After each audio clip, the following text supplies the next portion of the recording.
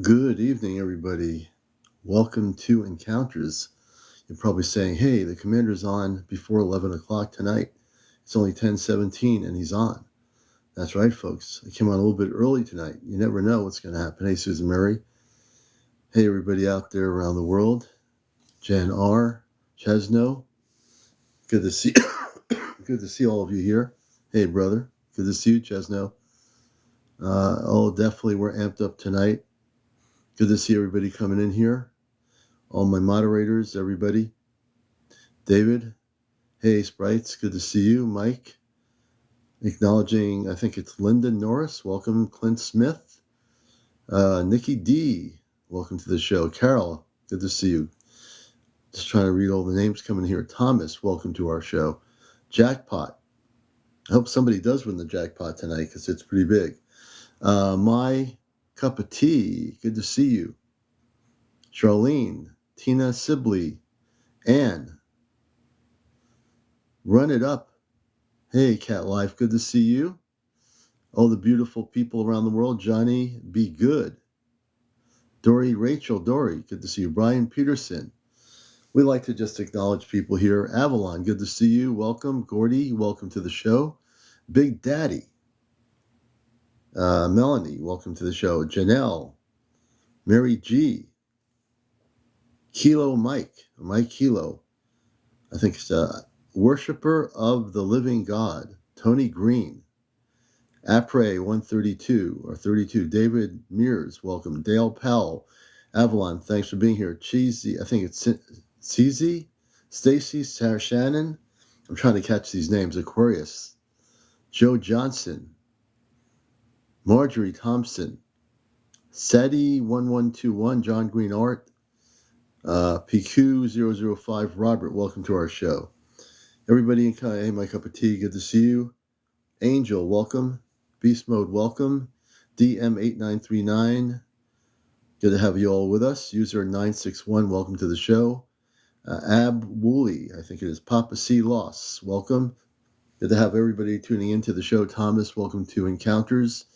This is Encounters, the show you've been hearing about, the number one spiritual UFO talk show on social media. Psychic Kimmy, good to see you always. Colin Coombs, good to have you with us. Blessed something, Kathy something, welcome. Sloan, I'm just trying to catch you saying Margie, I want something. Katrina, I'm catching her. Mark Lauren, welcome. Thanks for the follow. Mark Lauren, thanks for joining us. Junior, welcome to the show, Junior. Just so many people coming in here. I think Judy Williams, True North. Hey, True North. Fallen One, 1111. Yoli, good to see you. Good to see you. Welcome to the show. The Flipper. Hey, Flipper. This is Encounters. And folks that are coming in here for the first time, welcome to the show that is the number one spiritual UFO talk show, the only real UFO talk show on social media. Forget all this stuff on YouTube, even on TikTok. There's nothing out here that's really a show, but this is. I'm 21 years on NPR Pacifica Radio, so my background's in broadcasting. So I'm also studied news media back in my days in the 70s, news and broadcasting with Pacifica Radio people from New York. And so my whole thing is for the last 21 years, I've been doing a radio show on NPR Radio called The Cosmic Eye, Ashtar Command Radio. I'm with the Ashtar Galactic Command or Ashtar Command. I work in Cosmic Christ Consciousness. I do workshops where I take people off planet to the largest ship as big as the Earth, and they keep a journal of their experiences. I'm a C5 activist, and I'm involved in our Ashtar Command contact program here in New England. And that's a lot of stuff. I'm also the man from Mars, so I'm fully conscious. I'm a starseed from Mars with the Ashtar Command, and Mars is a planet of 10 to 15 million inhabitants. Believe it or not. Good to see everybody coming in here. We're starting early tonight, so for people that usually see us on at 11, you say, oh, the commander's on right now. He's on at 10:22. So we'll get the people catching up with us. There'll be people not knowing we're on here right now that will come at 11. But we are here. Be here now, as Ram Dass would say. And we are. Right? I still have that book. Be Here Now. It's a great book. Kiki, welcome to the show. Stony Brook, welcome to Encounters. Misha. So here's how the show works for new people. Once you're here, you'll be hooked on this show every night. Whenever I'm on, I'll tell you why. Because we interview people. If you've had UFO encounters, sightings, if you live in a country where there have been crop circles made by non-terrestrial type things, if you're a person that knows about mer people or fairies or the Bigfoot, any of those things, we deal with that. The only thing we don't deal with here, the rules of the show are no paranormal discussion. The paranormal people, they're all over the place. This is a show unique in its ability to deal with the cosmic and galactic areas of discussion. Deborah, good to see you. Good to see you, Karen Stevenson. Thank you for sharing the live. Citizen X, welcome to the show. Hey, Zip, good to see you. CP Lock, Clownfish Mania, Scott Timothy, welcome to our show. Deborah Nomi, Kurt B21, I think it's Sharon B, Great Scott, welcome to our show. Nancy Boom, Lovebug 5, that's a good name. Alaska for Life, or Alaska Life. Skills Workshop, Obsessive Compulsive Cleaning, The Crypto Brothers, Granny Tanny, wow, Joshua. There's some interesting names here. CC, Elizabeth, welcome to our show. We're just welcoming people. We just got started early. Christy O'Brien, Debbie Stevenson, thanks for the likes. Let's see who else we got coming in here. So welcome to our show. Hey, stay positive for the haters. Welcome to our show. This is Encounters, and we talk about things that are out of this world, specifically the star people, contact. Hey, Fallen 11111. We get, hey, I'm Heather. Good to see you. Jimmy Q, Captain Greg. Okay. We get into everything cosmic related to what's happening with the whole UFO subject matter. We don't talk just nuts and bolts. We don't talk about the metal on a spaceship. We get deeper than that, way deeper. We get into people's stories, people that have been visited by ETs in their homes. We talk about UFO sightings that are happening around the world. We get into all that stuff, you know? So you're at the right place at the right time right now. Okay. So it's good, take a seat. Our studios are massive. We have seats all over the world in every country. So wherever you live around the world, you can sit down, relax on your meditation pillow, your couch, your comfortable seat. We have tons of seating around the world here on Encounters. So anywhere you go, you'll have a good view of the show. Guaranteed. Okay? Guaranteed. David Farman, welcome to the show. As are just Jeanette Cruz, welcome to Encounters. Hey, Gary Haas. Chesno, welcome back wherever you went. I don't know, but you're back. Good welcome back, Chesno. You went off planet for a minute? You're back. Good to have you with us. You're back. Yes, you are. I think you go on and off planet when you wish to. Talani Alexander. Hey, good to see you. Maverna, welcome to our show. Laura J, welcome to our show. And everybody coming in here. I got all my moderators hooked up here. They keep the show going smoothly. No negativity, no trolls, nothing. Hey, Ripper Serve. Yeah, this show is definitely well protected. I got the best moderators on TikTok on this show. We don't let any trolls get in here. We don't any negative people get in here. We just block them right out if they come in here. Hey, are you ready for the eclipse on April 8th? Yes, we are. Everyone's talking about the eclipse on all the social media platforms. And there are all various viewpoints coming up to that. So what do you think, folks, of the eclipse, I mean? The ones that want to go negative are making videos saying, watch out, things are going to start, don't go outside, stay in your basement the day of the eclipse. Now, really, there's some really extreme views on that. The commander, on the other hand, doing a show called Encounters, we'll take your viewpoints on the eclipse. And frankly, I don't think anything is going to happen whatsoever. If I thought there was going to be any kind of major event happening, I would be the first one on the show to tell you, hey, Linda, Good to have you with us here. But all these people with their agendas about the eclipse, they're all over the place. Believe me, I looked at some of the videos, and yeah, it's just one of those things. These people need to get tuned into the cosmic instead of creating all these things that are not happening. The one thing that is happening is the commander is drinking apple cider, as he usually does on the radio, on the show here. I got my apple cider going for me. That's my cosmic drink of choice most nights. Who was it? Great Scott 707. Who was what? Can you expand on that question? Who was it? Good evening, Bren, Lindsay. Good to have everyone here. I think it's Mina. Welcome, Mina. So we do interviews on this show, and if you are a person with over 200 followers or 1,000, with 200 you get to go on audio, 1,000 you get to go on audio and video. The rules of my engagement to interview people is this. Oh, UFO encounters 8/8/1980. Interesting. So just for people that are wondering if you want to be interviewed regarding your UFO sighting, visitations by non-terrestrial beings, or any of those kinds of areas, you must have over 200 followers for audio and up to 1,000 followers for video and audio. And this is how it works. Number one, we don't talk paranormal at all. There's tons of other paranormal lives on YouTube and TikTok. We don't get into that. So that is a nope. Number two, no drinking, no drugs.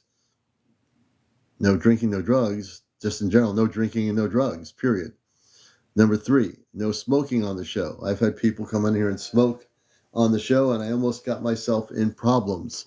So there's no smoking, whatever it is, throw it out the window, or don't do it at all if you want to be interviewed about your important story. And thirdly, no one under 18. You have to be over 18, mature, and you can come on the show. And the other thing is no foul language. You know, if it slips out by accident, I understand that, but it's not going to be a thing where that's all you do is say, this, that, with the foul language to produce your story. No foul language on encounters. So I have very, very good rules here of engagement, and I want to keep it that way so that we're here for another 100 years on TikTok, okay? We keep a really good show. We don't have 10,000 people on here yelling at each other, screaming like other places do, because we do a show. We do a really good show here. Great Scott talks about a sighting from close enough to see the inhabitants of the ship.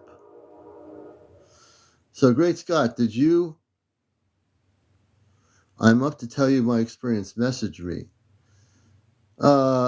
Okay, so Pyramid World, everybody follow Pyramid World. They have 163 followers. They need to get up to 200. They need to get up to 200 followers. Now, I'm on early tonight, so my numbers will go up after 11 o'clock probably. I'm going to follow you. Now you have 164 followers. Pyramid World has a story to tell. I love this. We love to encourage people. Everybody follow Pyramid World right now so we get them up sometime tonight, over 200 followers to go on. Not just Nicole. Hey, I'm back. Good to see you, Nicole. I'm glad you're here with us. And I am following you. I don't know why I wasn't following you, but now I am. So we'll get up there. We're usually above 97. We're usually over 100 people by 11 o'clock or after 11. Everybody, thanks for following us. I have a lifetime of experience. I always love to share with anyone who's willing to listen.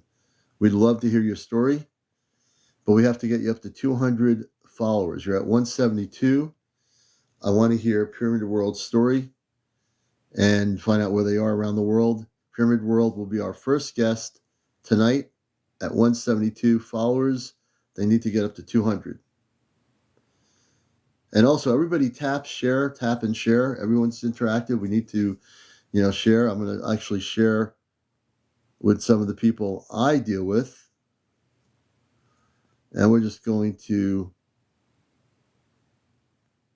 Just share away. I'm just doing this. We're just doing sharing. And we're just randomly sharing here.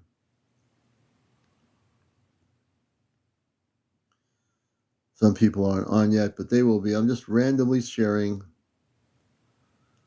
And we just shared it right now. So I have a lot of people on my list here, so I'm sharing my live with people here. Jump in 007. Let me see here. I was just off screen for a minute. Jump in 007. Let's see. You were with us last night. And let's see. And Jump in 007, you only have one follower. We have to get you up higher, man. Now you have 2 followers, including me. And if you have to share or you want to share stuff related to UFOs or ETs, once you get up to 200, man, you will be able to do it. Hey, Johnny, welcome to the show.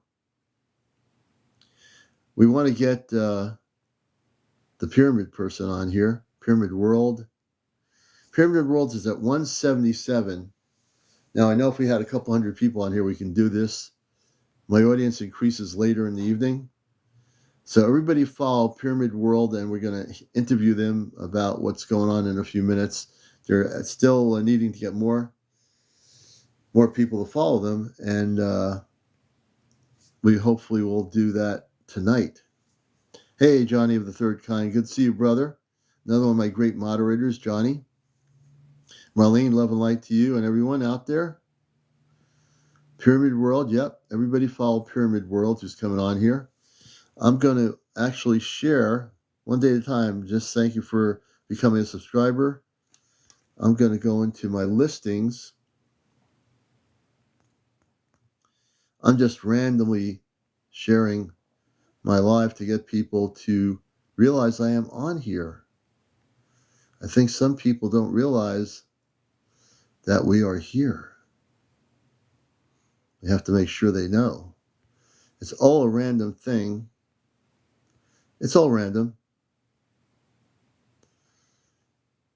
And we'll hopefully get more people to be here. I'm just randomly sharing with my friends that I am here now. And we'll share more. Welcome everyone coming in. Judy McLean, thanks for the likes. Trisha Northstar. Yes, I am early. I know I caught a lot of my people out there early tonight. I'm just randomly sending messages to people. I'm going to just go like all over the place here. I think I'm going to go up to the U's. Well, let's see here. I'm going to go up to the C's. We're going to get a lot of people here coming on here. Some of you might already get this message and you're here already, but maybe some of you aren't here already. But we will persevere. Okay. We will persevere. There we go. Randomly. And let's see if the pyramid person has got up to, I don't know why this is moving around so much. Here we go. Let's see if the pyramid person is actually getting up there to the 200. We're going backwards. And they are at 180. We got them at 180. They have to get to 200. So if we get them to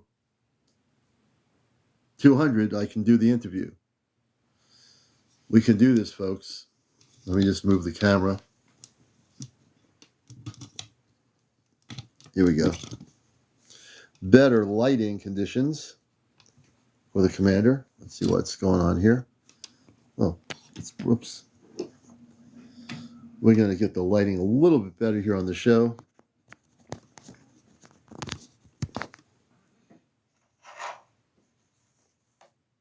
Bring the lighting a little bit up higher. There we go. Much better.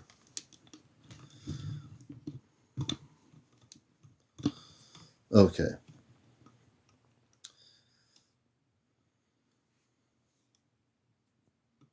Hey, Jim, thanks for the follow. And let's see, Pyramid is 181. We got to do better than that, man. We got to get them up to 200. You get Pyramid World up to 200. They got a story to tell, and we'll have them on there. That goes for anybody who wishes to be a guest. Hey, Smart, good to have you with us, brother. Everybody sharing, thank you. Kush, good evening. Good to see you from Ontario. I know I'm on early tonight, so I caught a lot of people off guard, but I know a lot of people will be coming in as we get through 11 o'clock. We normally run about 250 to near 300 in my evening show. Gratitudes to you, brother.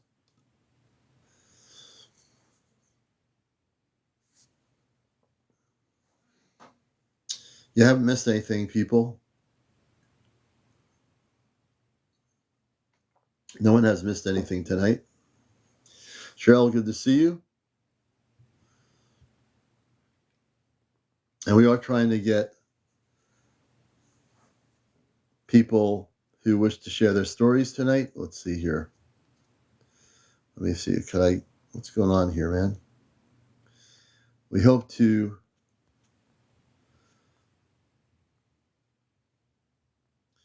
everyone follow Pyramid. As my moderator is saying, Pyramid needs to get to 200. Thank you, Smart, for the lightning bolt. I'm going to set my goals up tonight here. We're pinning the hat, the baseball hat.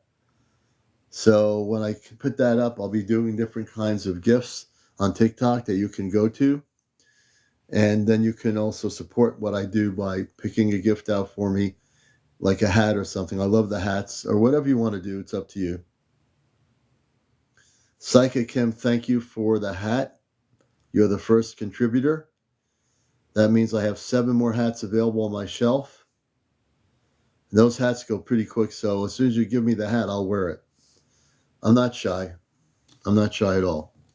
I'll wear the hat. And let's see if our Pyramid World person has gotten up to 200. Let's take a look here. I will go backwards, and we shall see if I can find them. Hopefully, here it is, Pyramid World. Pyramid World is at 184. So we need to get Pyramid World to 200. So he's just shy of getting up to 190.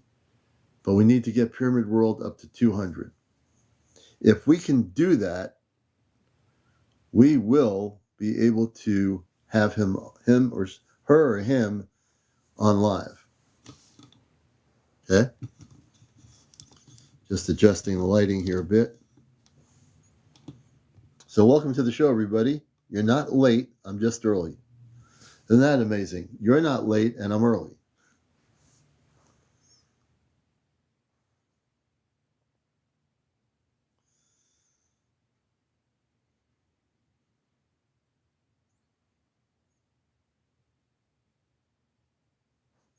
And hopefully we'll hear some great stories.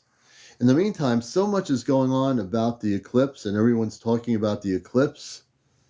So maybe, just for a moment, we'll talk about the commander's viewpoint on the upcoming event, April 8th. I've heard so much out there, so many recordings, so many content creators going on it, thinking that they're going to have the number one story on the eclipse. I don't have any number one story on the eclipse. I don't. I really don't. All I know is that it's going to be pretty cool.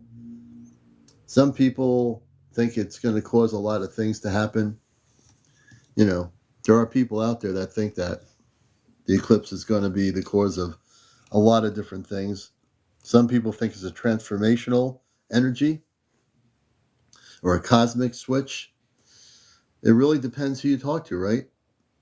Hey, Alien, thanks for joining us. So, we'll get people's viewpoints about the eclipse. Robert, thanks for being here. We'll get into some discussion about it, but we're going to talk about it in a non-sensational way.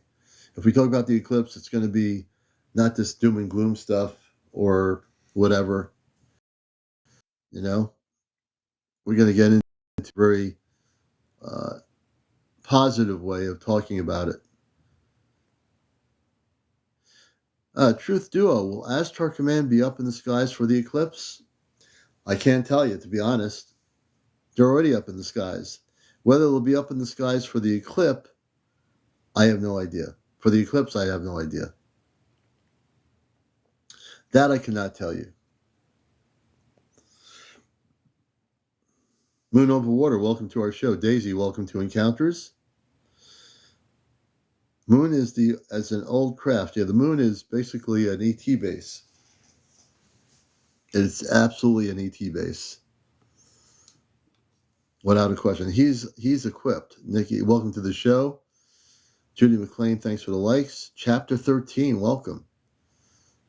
Glad to have all the people coming here. And this is Encounters, the #1 spiritual UFO talk show here on social media. I'm on a little bit early tonight, so if you're saying, wait, the commander's on early, he caught us off guard. Yeah, I am on early tonight. We're going to have another great show tonight. We're just warming up here, folks. You've seen nothing yet. I'm from the moon. Daisy says, I'm from the moon. Well, welcome to Earth, Daisy. Good to have you here with us on Earth. Shayla, welcome to the show. Jared, we are excited too. We're glad to have you here, brother. Daniel Henry, welcome to Encounters. Folks that are coming in here, some of you probably have had experiences with extraterrestrial intelligence. Not only that, I believe some of you have had UFO sightings that you've kept to yourself for months or years, right? Oh, that's all right. TJ32986 says, as much as I like you at the UFO subject, I've never gotten to see one. You will. Miss Lisa, approved. Commander, you should reach out to Divine Peace 444. She has a portal, ships, orbs, paranormal on video. Huh. Divine Peace. Well, you should tell her about my show. Reach out to her and have her reach out to us, and we'll have her on here if she has some stuff going on. You know, we love hearing stories. You know, definitely. All from her yard. Interesting. Yeah, definitely invite her to my live here, and we'll have her on Encounters. Let's see where World Pyramid is right now. World Pyramid, I got to go backwards. Are they at 200? We have to go backwards on my list here on Encounters, and we just might have our first guest for the night. That's right, brothers and sisters. Let's see here. Alrighty, how come it stopped?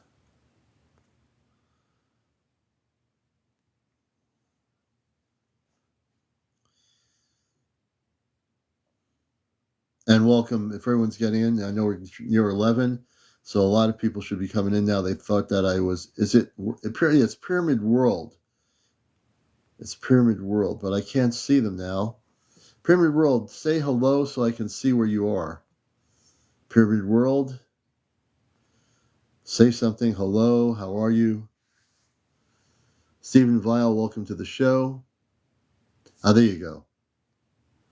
All right, Pyramid World's at 189, so we want to interview Pyramid World.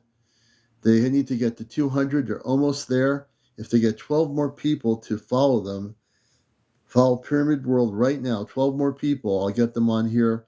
They'll be our first interview for the night. Hey, Tara, good to see you again.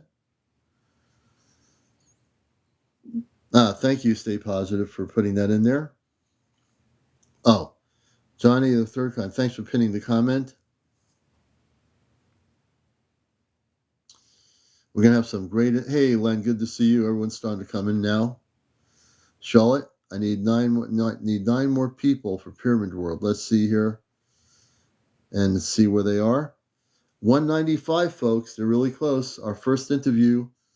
I always love bringing new people into this. It's just great. I like to be very, positive, and I always try to uplift everybody here on the show. So Pyramid World is at 195, almost at 200. Let's see here. 196, very close. Come on, we can do better than that. One person, that's it. Come on, folks. You're getting a little bit lazy out there. 196 still. Come on. We have 123 people. Pyramid World needs only a few more to go over 200. Let's do that in a nanosecond. I'm CmdrAleon, the host of Encounters. 198, almost there. Don't let this person struggle to get to 200, folks. It should be an easy thing for people to help this other person out. 199, come on, let's get them over the top. Over the top. Pyramid World, we're going to bring you on right now.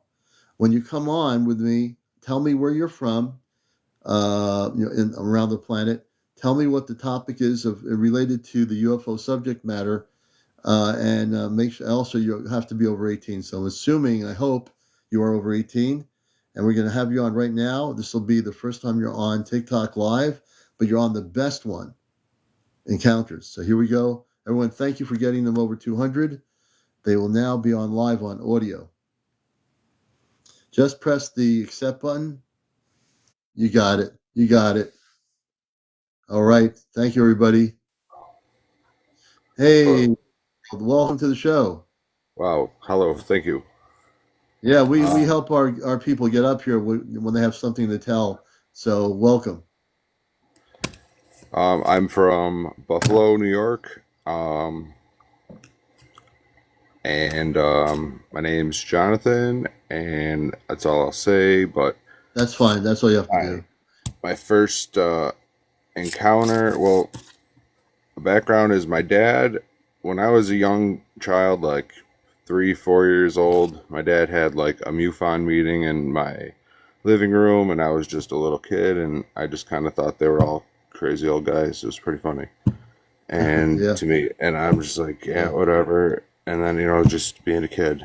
And what changed it for me, and it changed me forever till now, my first experience, I was sitting on my mom's back. I was 5 years old, summer of 92, and she was laying down on the floor in the living room. We were ordering subs for lunch, and I was facing my front window of the living room, and then the doorway to the kitchen was to the back of me. And my mom, I told her my order, and as soon as I did, two things happened to me simultaneously. A voice inside my head that was not my own said, "Jonathan, go to the back window and look up." And then a force that felt like magnetism made me stand up. And I got up, turned around, walked to the back kitchen window, and it's a really big, just a real big large pane window. I walked around our kitchen table, and I looked up, and it was a white overcast sky, like a high stratus cloud. And above that was a black disc directly above the house. I'd say maybe a mile up. It was, if I held my hand up with like my finger and my thumb in a circle at an arm's length, it was about that big. And it was directly above me, and I turned back and I said, Mom, come quick, look, it's a UFO." And she's still laying on the floor on the phone. So she like kind of waved me off, and I looked back, and it was approaching our neighbor's tree in their backyard. Our backyard's butted up, and by the time she got there, it was over the tree, out of sight. So it was like this black disc, and it was going at a relatively slow pace, but it was directly over me, heading directly, just a straight, slow line, and it was, that was the first time I saw something. It was pretty cool. Now, let me ask you about that. Yeah. So this is interesting because I could relate to what you just said, because you heard a voice saying to you telepathically your name. They knew your name, and they told you to go outside and look, correct? Go to the back kitchen window. Go to the back. Yeah, you were still in the house. But they did tell you to go to a specific location in the house and look up. Yeah. Yeah, they you were being told me to told. look out the back kitchen window. Yeah, and was it a male voice or a female voice? A male voice. Right.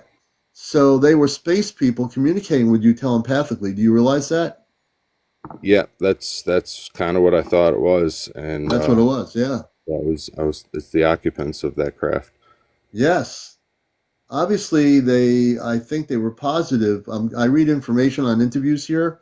So obviously they wanted you to know about them, So I know you have a lot of stuff to talk about. So I'm going to continue, interviewing you here, and tell us what happened after that whole thing. So, um, my next experience after that, is that what you want to hear? Yeah, go. Yeah, whatever, however you feel you want to go through the chapter of your experiences. I'm fine with that. Well, like I told, I mean, my mom by the time she got there it was gone. So she just didn't really believe me, I don't think. And then we just went about our day. Hmm. And I told my dad when he came home, and I think he believed me, and that was cool. And so then just went about life after that. And then my next Hmm. experience was in my bedroom. I'd say maybe like 6 months later. I woke up and out of my sleep, and like all along the walls of my room were what I just call them the amoebas. They were just these blobs of color, Mm. and they were blue, red, yellow, and green, Hmm. and they all just kind of flowed and moved together. And I call them the amoebas because that's what they look like, and they had like a solid color, as what I would call the cell wall of whatever the Okay. color it was, and then there was a Mm. haze of color within it, and then the center of it was a dot. I would call that the nucleus. This is just what I thought of. This is what it told Right. me in my head. This is what I perceived it as, and Okay. they just kind of all flowed together like water, kind of like a shimmer of water, but not like they were solid color, but just like how like the waves of Yeah. water like reflect on a wall. They just kind of move fluidly. I don't know. And I Wow. kneeled up to the wall, and I waved my hand over the wall to like kind of see if they were coming from somewhere. But like Yeah. they weren't. Like I could still see my wall. I could still see through them, except for the cell wall and the nucleus. I couldn't see through those. They were just solid color. I couldn't see through those. But Wow. the haze, I could see through them, and they were just all over the walls, and I was just completely curious to them. And then the next thing I know, I was just terrified. They were gone. And then my next memory is I was just terrified, and I cried myself to sleep like under my blankets. I like And curled why did myself up to a why ball. did you get terrified? I'm wondering how that happened. I don't know. That's what I think. Like I was too young to like think about lost time and things like that. But I think Hmm. at that point something happened, and possibly my mind was erased, or I don't know. I don't know what happened. I just know I went from pure curiosity because I'm a very curious person. I was always a very curious person, so I wasn't scared of him at all. I was just purely curious, like kneeling Right. up to him.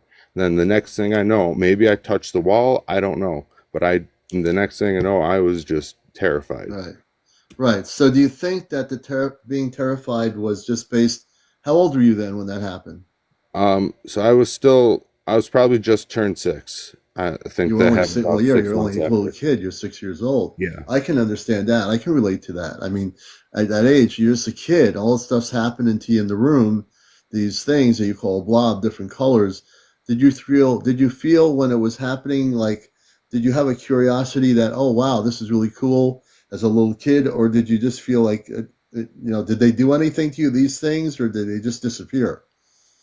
They didn't do anything to me that I can recall. Like Okay. in Okay. that change of curiosity to fear, I think something happened, and I don't know Yeah. what that is. What do you think the things were that, I mean, maybe you, and if you don't know, that's okay, but I'm curious, I'm sure my viewers are, what do you think those colorful things were that were floating in your room or in your room at that time?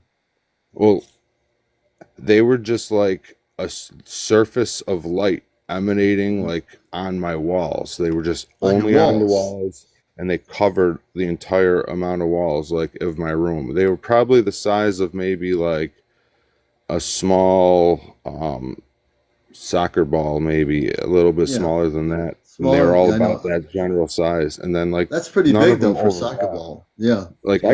I can draw a picture or something and post it on my thing if you want, Yeah. I guess. That'd But be kind of cool. So then you had that experience, and he's really getting into, at 6 years old, all these things happening to him. First, you have the sighting of the spaceship.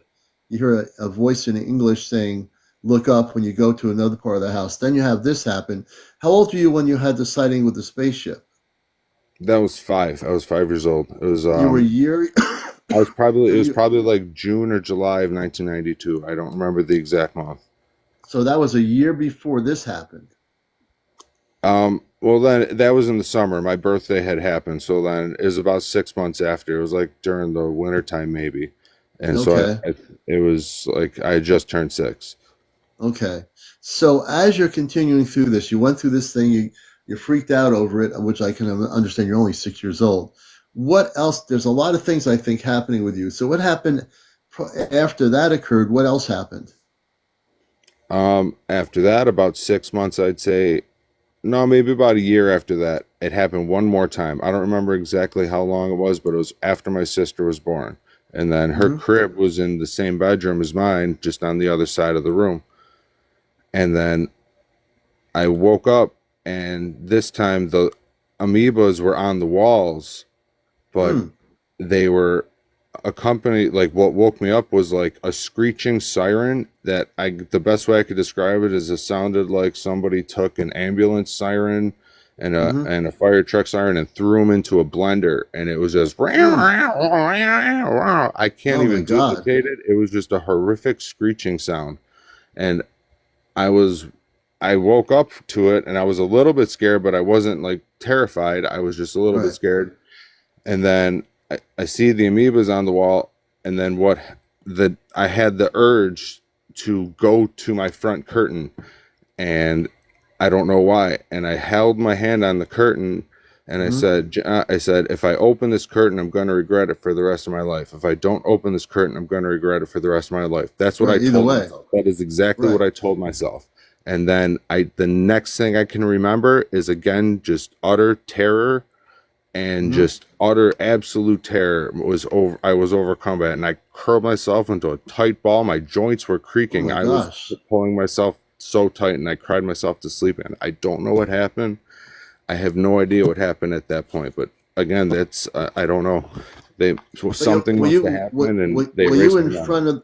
Well, did they erase your memory, or were you just like you? Were you in front of a curtain where there was a window? Yeah, my head of my window was up to the head of my bed was up to a large window in like the Hmm. center of my bedroom, and then there's like Yeah. a 2 foot section on left and right side of it, and my bed was on the right side, my sister's crib was Hmm. on the left side. So I knelt up onto my bed and onto my pillow, and then I held on to the curtain, and then I told myself that, and then I don't know what happened. Yeah. Now you were 6 years old when that happened, correct? 6 or 7, I can't. 6 or 7. Yeah, right around there. So do you think if you had opened the window, what do you think if you had to speculate? What do you think would have been behind if you'd opened the window? That window goes to look at the outside of the house, right? Front of the house, yeah, and I'm on the Front second of the floor. house. All right. So do you think you would have encountered that same spaceship again, or do you think something else is going to happen? I have questioned that my whole life. I don't know. Hmm. I Hmm. The best thing I can think of is it must have been a craft of some sort. I don't know. There must have been something out there. Yeah. They Yeah. I don't know. I really don't know. There must have been a Mhm. UFO. I don't know what was out there. Yeah. I'm getting it was a spaceship. I can understand you're only a kid, 6, 7 years old. You would be, you're freaking out, you're scared. But if it was the same spaceship, again, you can't go backwards to make it happen again. But there certainly was a spaceship in the sky there. That I'm getting. That's all I can tell you. And When I then read stories, go ahead. yeah, I don't know. Okay, can you go ahead? I'm sorry. No, I'm very interested in what you're saying. So that's when you were at 6, 7 years old. So as you're going old, most of us who I've been in contact since the 60s. I had contact with space people in a spaceship that were in my cul-de-sac in Long Island when I was a kid. And I went upstairs. My parents, my brother said they were going to come up. They never came up. I went into his room, opened the thing up, and this spaceship was hovering in the cul-de-sac, and in the cul-de-sac, one, two, there's 4 houses in the cul-de-sac in a suburban neighborhood at night. It was real quiet, which is crazy. It had like a fog around it, and there were men, women, and children in light blue spacesuits, but they were very, beautiful energy, very loving. They communicated telepathically. In your case, you had a voice when you were 6, communicate and say, told you to go to a certain spot telepathically, and they showed you their ship. Then when you're 6, 7, you go to the curtain and you're getting scared, which is a human response. You're just a kid. So you're not sure whether to open that curtain or not because you don't know what you're going to see in the sky or what's going to happen. So I Well, completely get it. see, Good. I was a highly curious kid. I'm a highly Mm-hmm. curious person. Like I was not scared, really scared at that point. And to the from afterwards, I think Mm-hmm. possibly what I've always I believe that I was abducted and they did something. I don't know. But Yeah. I really if possible, I would absolutely love to get like regressive hypnosis to see if they could You recover could that. do that. I You could. absolutely want to do You that. have to find somebody who is in that field. So you have to look on the internet locally or in the region. There are people, but you have to make sure who they are, what their credentials are. So what else happened as you and I will bring on some other guests. I know people saying I want to come on. So we're going to do one interview at a time. We have plenty of time to get everybody on here. I like doing one-on-one interviews. It doesn't get crazy. So what else happened after that? When you got older, do you have any other experiences? I gotta think that something else happened. I've after that, nothing to that extent has ever happened. I have just seen many things. I've seen many craft, is the best way I would describe it. Hmm. Hmm. Um, Yeah, I would definitely get hypnotic regression, but I would do some research about that and make sure you find somebody who's reputable that deals with hypnotic regression with ET experiences with extraterrestrial areas. Definitely. Yeah, man, I'm glad you came up here to share this. yeah, I You thank you know, for letting me share it. what you want to do is also get this thing called the C5 app. It's a app on Google. It's a Google Play app. C5. Dr. Stephen Greer produced it. It'll help you learn the protocol of contact. And there's all kinds of things there to teach you what to do. If you have an iPhone, you can download it. It's like $9.99 or $10. It's not a subscription. It's a download for the app one time. I think for you that would be good to use. Learn how to use it, and I would certainly suggest getting find somebody who is really good at hypnotic regression of the ET areas of extraterrestrial regression and dealing with ETs and so forth. And let me know what happens. Keep in touch with us. And I'm following you now, so welcome to our show. I hope you'll become a regular viewer. We're usually on at 11, but I went on a little bit early tonight. Awesome. I mean, I love hearing other people's experiences. This is great. And that's Is good. We got you up to 200. You came on the first time on TikTok at the right place, the right TikTok, and I'm glad you're here. thank you. All Thank you right, for having everybody, me. say thanks, Pyramid World, for being here. His first time on, and we want to thank you for sharing your story. Absolutely Appreciate it. beautiful. We appreciate you. And let me do this here. And we're going to bring our next guest up. We have a loaded house. The people that want to come up live, we have Francisco. Francisco is coming up as my second guest here on Encounters. We have really a lot of people wanting to share stories. Francisco, welcome to Encounters. And can you tell us what part of the planet you're located in? Hold on. Oh, I guess no guess. Oh, sorry. Can you hear me? Yes, we can hear you very good. Okay, So cool. whereabouts are you? Florida. Hi, All Leo. right, welcome. Miami, Florida. Welcome to the show. And can you tell us a little bit of background about what you wish to speak of regarding all of the Well, stuff that we talk about here? alien wise, I haven't experienced alien physically like you and most some people. But my weird occurrence is like it's not alien related, but it's weird in general, like Well, supernatural yeah, things. because we don't want to get to supernatural. So if it's we need to, and not to cut it off, but if it's ET related, that's what we talk about here. If it's supernatural beyond the ET, no But like, disrespect to that, but we try to stay away from that pretty much. can I ask you a That's question? all. Okay, could it be something? Can I ask a personal question that I feel Yeah, about you can related definitely to do what that. you talk about? Yes. Okay. Do you feel like I'm a starseed? I always been curious about every single. I heard in the '90s with Indigo and Starseed multiple times. Then it just faded out of my mind for a while. Then, in a certain point, it clicked again. Well, let me ask you a question because you asked that question. I always throw it back at the person that asked that question. Something must have happened that relates to being off planet that you would say that?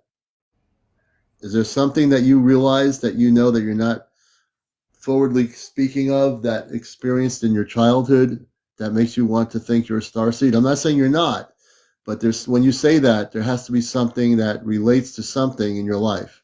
Am I correct? Not what I experienced physically as this person, no. Yeah, not as this human being, but the fact that you're saying, "Are you a starseed?" What makes you say that? I'm not telling you you're not a starseed, but I'm curious as to why you would ask me if you're a starseed. There must be something in your life that has either come to you or mentally communicated to you or something to precipitate that question, am I a starseed? I'm very curious. Or you could say like the concept itself interests me more than anything in this world for some The reason. Like concept, okay. links. Like every time Right. some like you how your show alone interests me. Oh, People thank who you. speak people who speak similar. I not have the experience as yours, but for some I like it a lot more than other things that this world has Hmm. to offer. Yeah, I mean, if you want me to say, are you a starseed?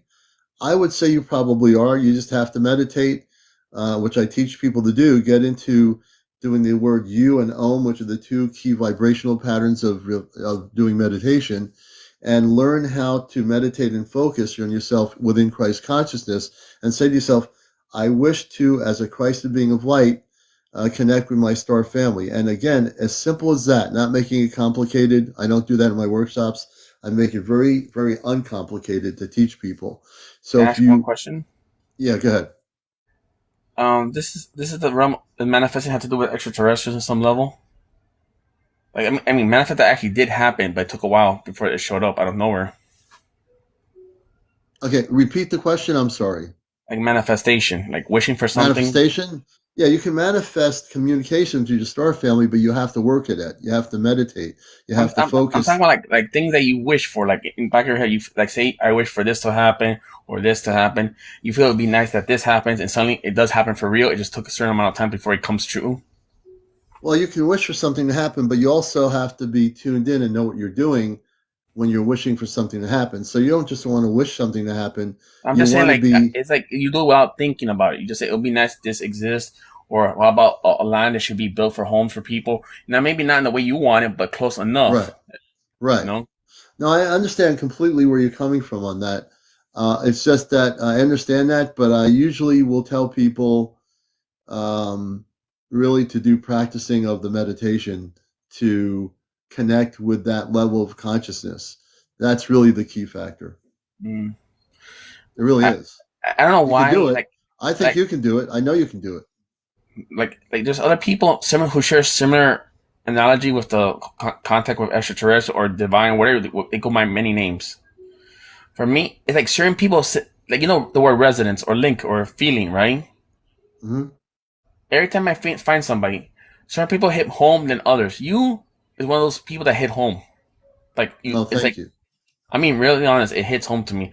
If Oh, I thank don't, you. and I even there's times I suspect certain things is off in certain levels. Hmm. Right. My You'll feelings, my know. gut, my sentiments tell me that there's something off. Religion has certain levels. I'm not talking about religion, but I'm saying the concept. Certain levels is true, but other parts there's discrepancies. And I don't like everything about it. I could even empathize with even the theoretical God if he was true. Hmm. I could empathize with anything. But the most important thing I'm getting for you, Francisco, is really the communications I'm getting to tell you is how much time do you spend meditating? Do you do any meditation? I don't have like I don't know how. Seriously, I tried, but I kind of know that already. So here's what I want you to do. Just little simple things. You're a person that contemplates everything. You contemplate a lot of things, correct? yep, more than you know. I could think of 10 I scenarios in my believe me. head. I read energy. You contemplate everything. You're a deep thinker. And that's You nothing. nailed it. There, You nailed there's it. nothing wrong with contemplating everything, but sometimes it's good to put the mind out of the equation. So what for you need to do for your own benefit, not because I told you anything, but I read energy again, learn to calm your mind down. That's number one. Number two, if you want to connect with your star family, you need to calm your mind down. Allow yourself not to think so much about contemplating everything. Allow yourself to just have one day of peace, or more than one day of peace, and say, I am a Christed being of light. I wish to connect with my star family. And you can use higher vibrational music. You can get it on YouTube. There's ambient meditation music. Use that. That'll help calm your energy down because you are a contemplator constantly. You're always contemplating. That's, again, it's not anything wrong with it. It's just that most human beings tend to think too much. Instead of calming their mind down, they're thinking about everything else around them. Once you That's true. contemplate, so once you calm your mind down, you'll be able to do exactly that. Connect to your star family. Can you do that? Can you try doing that for me? Do you have any suggestions how to start the process? Yes, absolutely. I want you to, starting tonight or tomorrow, look on YouTube at ambient meditation music. There's a lot of it out there, and you can select any one of those types of vibrational patterns of music. Close your eyes, clear your mind, stop contemplating, and allow yourself to go into deep state of peace.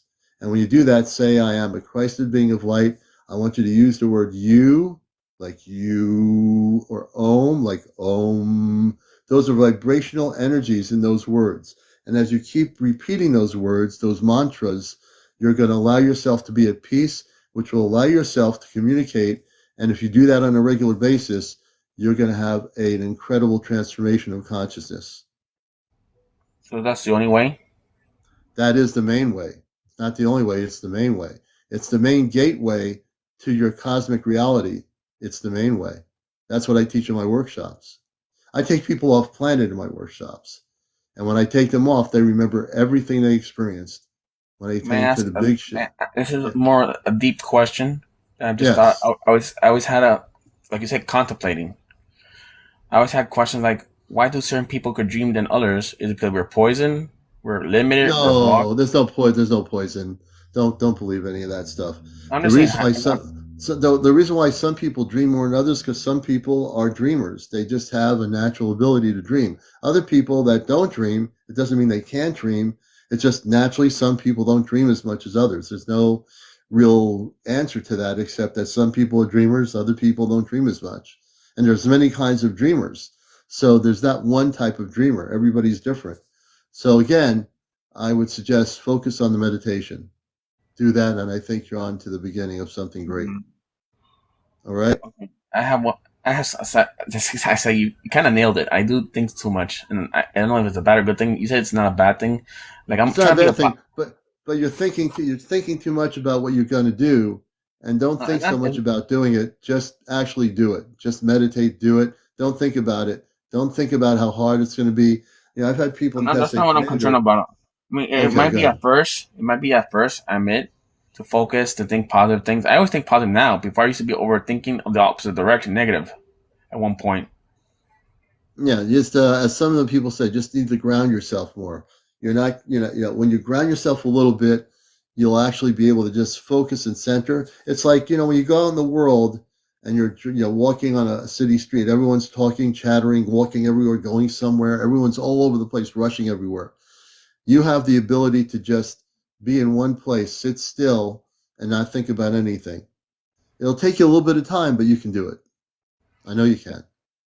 All my life, I've been more like a hermit. Yeah. That's all right. As long as you're a hermit that's meditating, you'll be Like I'm fine. like there's certain types of hermits. Like there's one that does what you do, like meditate, relax, chill. I'm a Yeah. hermit that likes to sleep it off, all my frustration, even though I don't see anything in my dreams, or if I do or don't, Right. I don't know. But when Well, I if you expect, meditate, when you meditate, you'll be able to have better dreams that are going to be actually more relevant to you. You just have to let yourself relax. You really do. hmm. Well, can I ask you a All right, question? my friend? I have one final number then. Yes. What do you call someone who wakes up positive when they sleep very well, even though they don't remember what they did in that scenario? In that scenario, you wake up positive from a sleep. I just say that you had a good sleep. I don't read into it other than that.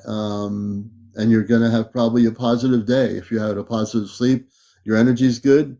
That's all. Nothing more, nothing less. It's always a routine. Before I used to think, I'm sorry for adding this, but it's like I'm trying to reflect. I want to reflect everything from past to future or present. Hmm. Like say, like not future, but right now, the moment, right? Yeah. Right now, I'm not the same I was like 10 or 20 years ago. Right. No one is. You will never be the same as you were 10 or 20 years ago. And No human being is. I lost all my addiction. My addiction was, gaming land. I lost that. Mm-hmm. Now I'm more focused on things what you do in many other categories that's related to that. I'm more focused on that. I don't know why, but I am. Well, as you listen to the show more, you'll be finding that when you hear other people's stories, you'll learn from their stories. And in many cases, again, the most thing I can tell you tonight is spend time learning how to meditate. Spend time focusing on what I said, the ambient meditation music on YouTube. There's tons of good stuff. Calm your mind down and just don't think so much. You have a guide like a PDF or something to read it. Do I have a what? PDF. No, and there's no PDF. It's just meditation and just play the music and just use the word Om or You. That's the two words, either Om or You. Those are internationally well-known words for vibrational patterns of meditation, and That's that'll it. help you. That's it. I try to keep it simple, not complicated. So just make it. Can I say it like in my own way of saying it? For the sake As of long as saying you it. say, if you say, well, you use the actual word You, like HU is you. You. There you go. That's a very powerful word. So if you want to use that word, keep repeating it when you do your Or meditation. Or Om. Om is the other word. um Om. You. Those are like two. Those right. can So you you can put it use either together? or. Can you put it Well, together? you don't put it together. You could do it, but you want to just use Om or You. It doesn't matter. It's up to you. So there's I no would right or wrong start. answer. There's no, but Om is really the way to start. Go with Om. My friend Athena many years ago used the word You, which is very powerful vibrational pattern. You can use that in your meditations. That'll help you a lot. That's it. All right. All right. That's it, Thank Francisco. Keep you. listening. We I'll appreciate tr- it, Francisco. I'll gladly And we listen to your thank you. channel. I'll gladly listen to your Thank you so channel. much. Take care of We're yourself. glad to have you with us. That was Francisco, and I'm glad I was able to help him a little bit, and he'll get there. Now, I think there was somebody who wanted to come on. Again, if you want to be a guest on the show, you're welcome, Francisco. If you want to come on the show and share your stories, encounters, excuse me, visitations, we appreciate you coming on. You have to have 200 followers to do audio, and you need to have 1,000 for audio and video. So I'm absolutely certain there's a lot of people here who have stories to tell. Good evening, April, and everybody out there, all the people coming on here. Romeo, Ron, thanks for joining us. Rod, welcome to the show. Forest Ferry Oracle. I think Forest Ferry Oracle has ferries in their area. Love for Peace. No, I guess I can't. No, I guess I can't. What? Love for Peace. I want to. Oh, you can come on there, Love for Peace. Oh, you have 77 followers. Everybody, Love for Peace. We have to get them up to 200. We'll get you up there, man. It might take a couple of shows to get you up there. I can do live then. Yeah, once you get to 200, we can have you on live. Not enough followers. Yep, you'll get there. I think you wanted to come on, but he doesn't have enough followers. Yeah.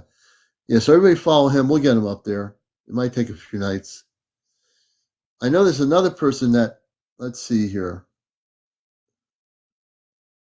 Ashley. We're going to bring Ashley up. I know there's a few people that want to come up here. We'll bring Ashley up next. This is Encounters. I'm your host, CmdrAleon, host of WESU-FM's Cosmic Eye Radio on NPR every Sunday morning, and also Ashtar Galactic Commander with the Ashtar Command on Mission Earth, Busting the Matrix. Douglas, we're not alone, and I'll get into that a little bit. Ashley, good evening. How you doing? Hey, Commander. How are you? We're doing good. I'm multitasking, reading people's comments and interviewing. There you go. Good. That guy actually just messaged me. I'm leaving work. He said that he uh uh ended up doing a tattoo for somebody that night. So he said he just asked if you were live now, and I said yes. He's interviewing people right now. I said Right. please join. So I think he's gonna be coming in. His name is Jim Freaks. Jim So Frakes. if you Okay. see, yep. So if you see him, pull him up. That's the guy. Okay, he'll be on the number one UFO talk show, so we'll definitely bring him up. Yeah, so he said, I'm so sorry, like, because I hadn't heard from him and I didn't want to bug him. Right. So, But yeah, he said that he ended up getting busy that night, and he said, "Is he live right now?" And I said, "Yes, he's interviewing. Of Please course, I'm come." live. Yeah. And can you tell us a little bit about him before he gets here? So our Well, audience knows, who I is had he? I had met him Somebody's in here. a live. Uh-huh. I had met him in a live Oh, he's here where he now. was Jim telling. Freaks. Oh, okay. I'll let him tell his story then. I'll drop. Okay. You can drop me down if you like. All right. Well, we'll drop you down. I'm gonna drive. I'll let you drive. Jim Freaks, welcome to the #1 UFO spiritual talk show on social media. How you doing? I'm doing good. How are you? Good. Ashley told me a lot of great things about you. Can you tell us where you are on the planet? Ohio. Great, great. And can you give us, I always like to get some background regarding the whole ET UFO stuff. How did things start for you? And I hear you're a fascinating person, and our audience is going to love to hear your story. Okay, so I've had a couple different like weird things happen that I think I talked about it in the live that Ashley was in, and that's how I met her. But when I was really young, I lived with my grandma, Mm-hmm. and the first thing that happened was I think I was about 5, but I would always have nightmares, and one of like the most reoccurring nightmare I would have was my grandma had this big old tree in her backyard that wasn't allowed to be cut down because it's been there for so long, and it was like they found like native arrowheads in it and stuff, so it was like an old historical tree. It was never allowed to be cut down, so it just grew and was humongous. Yeah. Well, I don't know but what it was about the tree, but it always freaked me out when I was a kid. Mm-hmm. And Yeah. I used to have dreams that there was this owl in the tree, and I would walk out there at night, and this owl would just like stare at me with these big giant eyes. And come Yeah. to find out, years later, I was talking to my older sister about it, and she was talking about the same tree, and she said that she would have a dream that an owl would sit up there. It was just a white owl with big black eyes. So Yeah. it was the same dream I had, and I had never talked to her about it. When she told me that, I was like, I had that exact same dream. I was like, I had that dream all the time as Huh. a kid. It was a nightmare. Um, so that I always thought that was weird. And then another thing, nothing really ever happened since then. But one time, the second thing that happened was I was a little bit older at the time. I think I was like 14, and Yeah. I was sitting in the living room, and it was like it was like a stormy night, and it felt really good. There was like a nice breeze, and we had the main door open with a screen door. And I was sitting in the Yeah. living room. We was watching. I don't remember exactly what we was watching, but we was watching something. And my dad was sitting next to me, and my mom was sitting on another chair, and my sisters were in the room too. And Mm-hmm. I asked my dad a question about something that just happened on TV, and I looked at him, and he was just kind of staring at the TV. And I looked back at the TV, and it was like the TV was paused. And Huh. I noticed that everyone in the room, other than me, was like frozen. Really? Yes. And then I saw a big bright light come from the screen door, and I walked out to the porch, and then I woke up and I was in my bed. And I don't remember ever falling asleep. I don't remember how I got to my bed. I just That's woke up pretty. the next morning. That's pretty bizarre, isn't it? Yeah. Yeah. I mean, that's like in a nanosecond, you're in one room, then you're in your bed. This gets interesting. Go ahead. Continue. Yeah, to me that was just so weird because I can remember it like it just happened, and Mm-hmm. I don't remember ever falling asleep. Is my thing, and it's been a long time since then. I'm 30 now, Mm-hmm. so that was 16 years ago. But I've thought about it often since then, and I've talked to my parents about it and asked. I remember asking them the next day. I was like, "What happened last night?" I was like, "Where?" I was like, "When did I fall asleep?" They was like, "You just got up and went to your bed and fell asleep." I don't remember it. Wow. I don't remember ever Right. doing that. Now, Um, how old were you when that happened? I was like 14 or 15. 14 or 15, you were a teenager then. Yeah. Um, Hmm. and then I don't know if she showed you the video, but this was I think last year. I went to go get a tattoo from one of my buddies at his tattoo shop that he had just like Okay. started working at. Yeah. And I drove, it's about an hour away, so I drove down there. Well, on my way back, it was still daylight out. But it was a little bit later in the evening. It was probably around like 6:30 or 7. Yeah. Um, I was driving down the highway, and I'm just listening to music, whatever, and I look to my right, and way off in the distance, like really high up, it's very cloudy out. I seen it's really hard to explain like what it looked like. Yeah. It almost looked like Star Wars like fighter ships shooting at each other. Really? Yeah, and I couldn't see the ship. I couldn't see if it was like ships. My first instinct was like, are there like light poles out there, like some sort of like them big metal light poles that all the electricity goes into? Is like was something broken out there, and I could see like the Yeah, spark.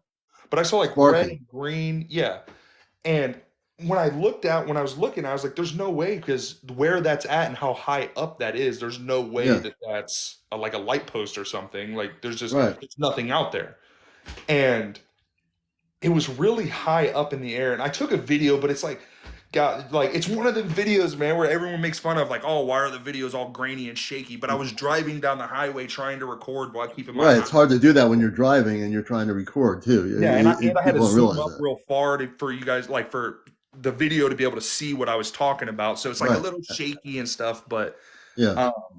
it was weird because it looked like something was on the left and then something was really far on the right, and I could see like what honestly it sounds crazy but what looked like Star Wars like ships, like the little red beams shooting out, and Right. then it's like it hit the other one and sparkled off it and the sparks were green. Right. Do you think there was like a little intergalactic incident happening above you and you were actually viewing it? At first I didn't, but when I start like when I'm looking at it, I'm like I like, what is that? Like that's nothing I've ever seen. That's not supposed to be there. Right. Right. So And were these beams going in a vertical motion or a horizontal motion at each other? These horizontal. lights. Horizontal. Okay, interesting. So it appeared, I mean, we don't know, but it appeared like they were hitting each other, these lights, these beams. Yes. So do you think it was a intergalactic thing, or do you think or something else was going on? I don't know. So see, I'm back and forth on alien stuff because I've had Mm, like weird experiences, but it's one of those things where I'm very like iffy on some things, and I try to like yeah, debunk stuff when I see it. Like yeah, if it's not that I don't believe that this stuff is real, but r- if I see something, I want to know for sure. Like every other aspect is taken out, right. and That's what when I do that too. Even though I yeah, have been a contactee, I still am healthy enough to know I can tell people what Starlink is. I had a guest the other night thought they saw something. It was Starlink. You yeah, know, I think so that it was. Honestly, I think it was aliens because it had like weird stuff had been happening too. Because me and my buddies were just talking about. My buddy had just messaged me when I was getting my tattoo, saying like he was like, "There's tons of helicopters for some reason." hmm, I haven't seen this many helicopters. Apparently, helicopters were flying all around the area, and then how high this was and the way it looked was not. were there helicopters around the area where this was happening? I didn't see any, but it was really foggy out. Like it was Yeah, foggy out there where it was happening. yeah, So I didn't see any interesting. helicopters, but my buddy was Okay, saying it was right by my town because I drove about an hour away, and it was right right. by my town, and I was really close to getting back to my town, and he said that there was helicopters, and so Hmm, they would have been in this area, and I don't know, it was just weird. I don't know what could have explained it. Um, right. it wasn't Well, an airplane. It wasn't I flying. don't, I don't, I don't think it was helicopter. I think your friend. I'm getting that.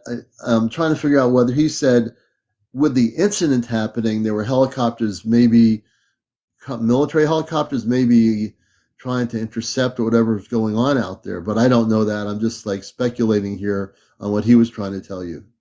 Yeah, he didn't tell me what kind of helicopters they were. He just said there was a bunch of helicopters out, which isn't really normal. We don't see, like we'll get the Right, random helicopter here and there through our town. We'll see right. them, but I think it was military. I think this thing was definitely extraterrestrial. I think they were told to get out there. The military had to bring helicopters up there to try to get a better look at it. I really do think that's what was going on based on what I'm hearing now. Absolutely without a question. yeah, I have the video on my page somewhere. I don't know if you've watched it or if Ashley like Not yet. told her she could send it to you.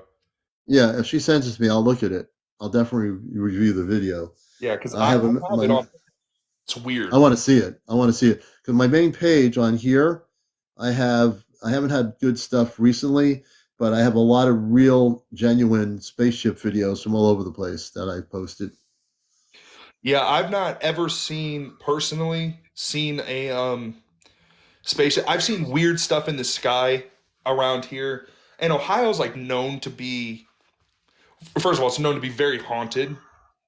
Hmm. And it's known to like have weird stuff. People talk about pterodactyls down here that they've seen like pterodactyls in the sky. I haven't personally seen one, Yeah. but it's like the pterodactyls like a common thing people talk about down here, like this giant Huh. bird thing that flies around. Um, That's interesting. yeah, and I've had some weird like ghost encounters, stuff like Yeah, that. But we don't get into the paranormal, but yeah, but I understand. We just strictly stay on the ET stuff, yeah, I'm UFOs. just trying to like say like when it comes to like stuff like that, like I've had stuff happen to me, but then I'm like that it possibly could be explained. You know what I mean? Yeah, Because I don't of delve super course. deep into that stuff. Yeah, yeah, yeah. No, Ohio has a lot of UFO stuff. Also, you have Wright-Patterson Air Force Base, Yeah. which is a place where a lot of they have a multi-level facility at Wright-Patterson where there is extraterrestrial craft that were retrieved, that were scalar technology taken down.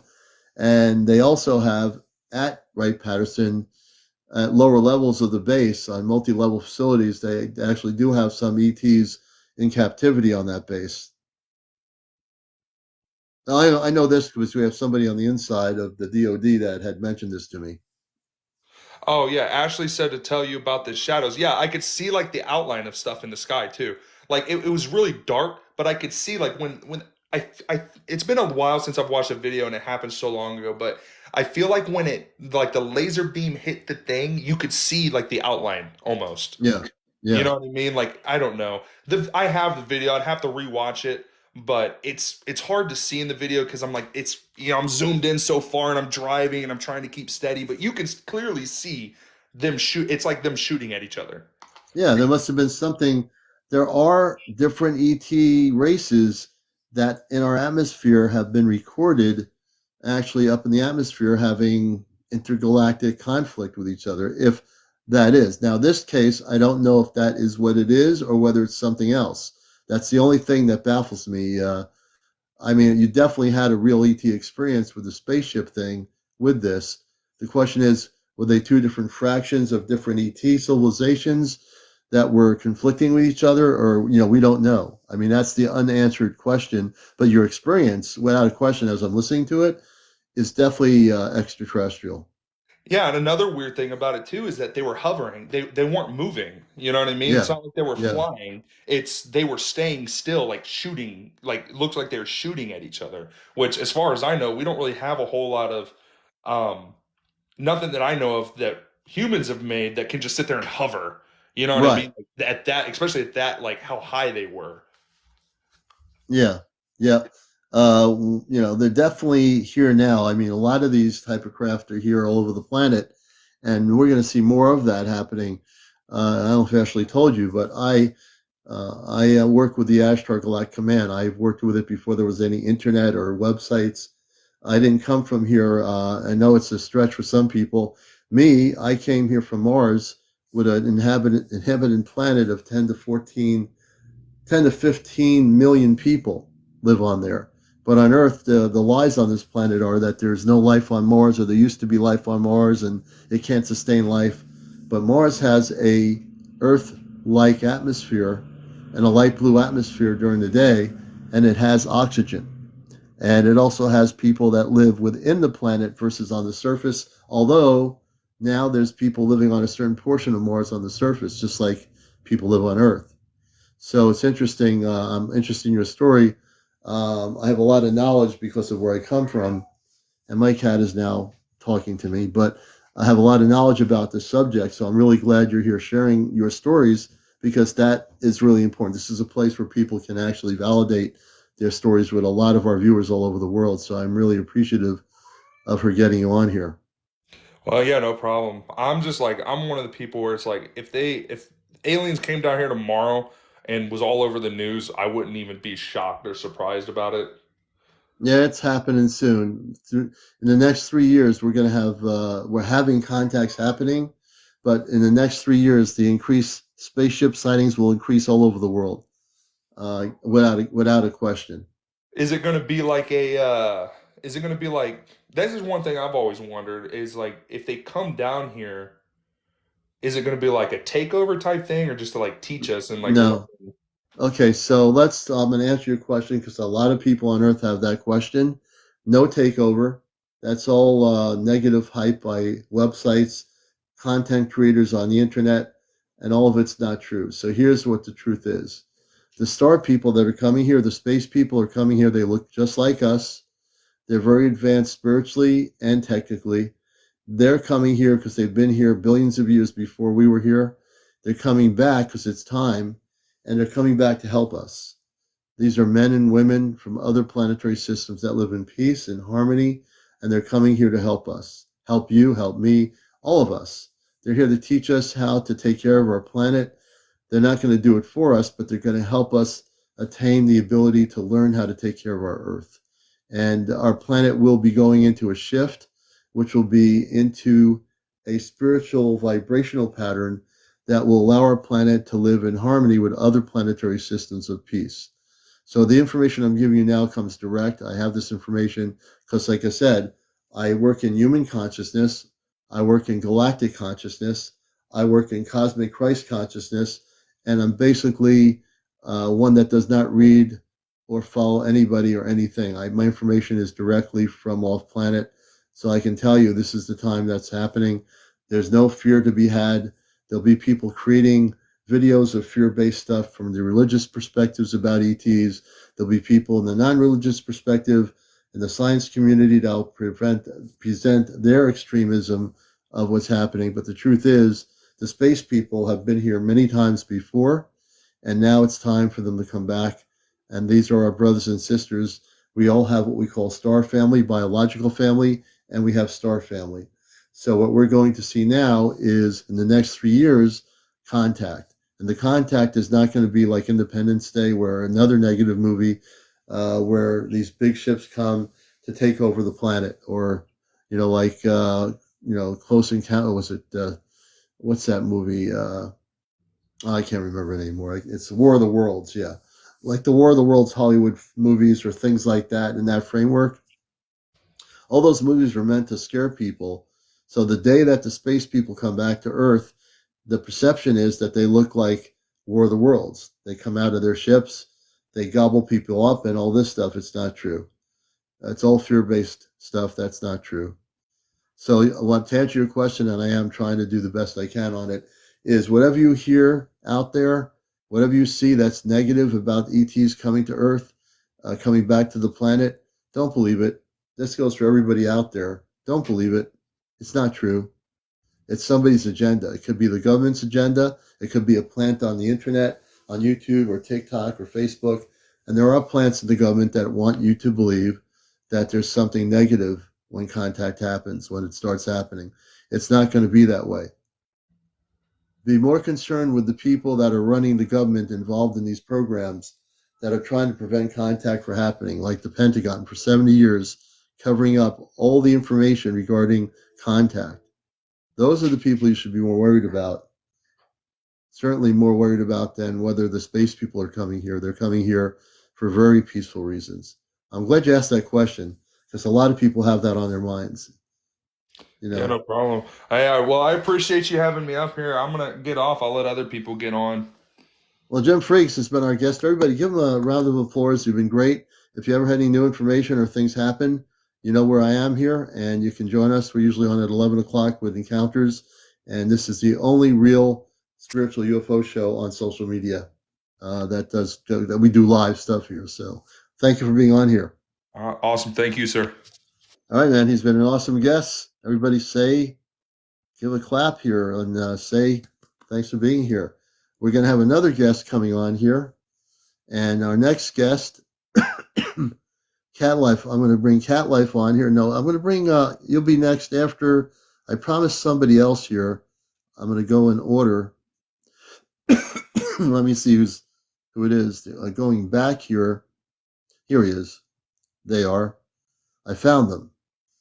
I'm bringing TJ32986 on, and then Cat, I'll bring you on after that. And then we have somebody saying CIA, FBI, NASA, U.S. government. If that person's in the U.S. government and the CIA, they have two followers, Central Intelligence Agency. So maybe I have the CIA listening to my show right now, watching my show. Hello, CIA, FBI, NASA, whatever you are. You know, who knows? 03262-024 has the CIA symbol on there. So maybe we have government people listening to our show. All right. So I invited that person on. I'm not sure if they are going to join us. You see, even the government, we know the government's listening to my show or watching it because I tell the truth here, you see. And the beautiful part is nobody in the government in any country, Russia, the United States, can stop the truth because the commander is about exposing the truth. And we're here to bust the matrix. All these agencies around the world, they're all going to fall apart when contact happens. They're not going to know what to do. Cat Life, I'll bring you on. The other person doesn't seem to be responding yet. But Cat Life is now our next guest on Encounters. We have some great folks here tonight. Cat Life, welcome to the show. Yeah, can you hear me? Yeah, Cat Life, we can hear you and welcome. Where are you located? I'm in Portugal at the moment, but Great to have you with us in Portugal. I'm So from tell us a little England. about yourself. England, yes, from England, okay. Yeah, so this is where my experiences started out in England. Okay.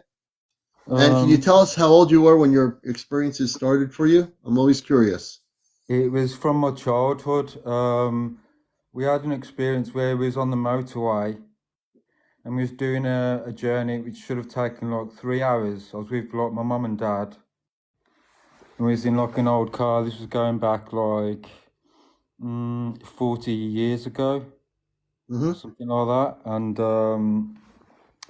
so I was traveling back from this holiday route, and all of a sudden we were back like in a shorter time span than it should have really taken. Mm-hmm.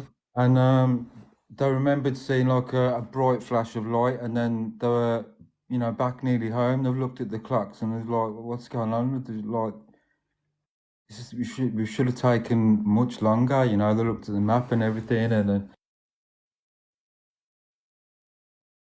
Yeah, go ahead. What happened? Cat Life, you still there? They never knew, what happened.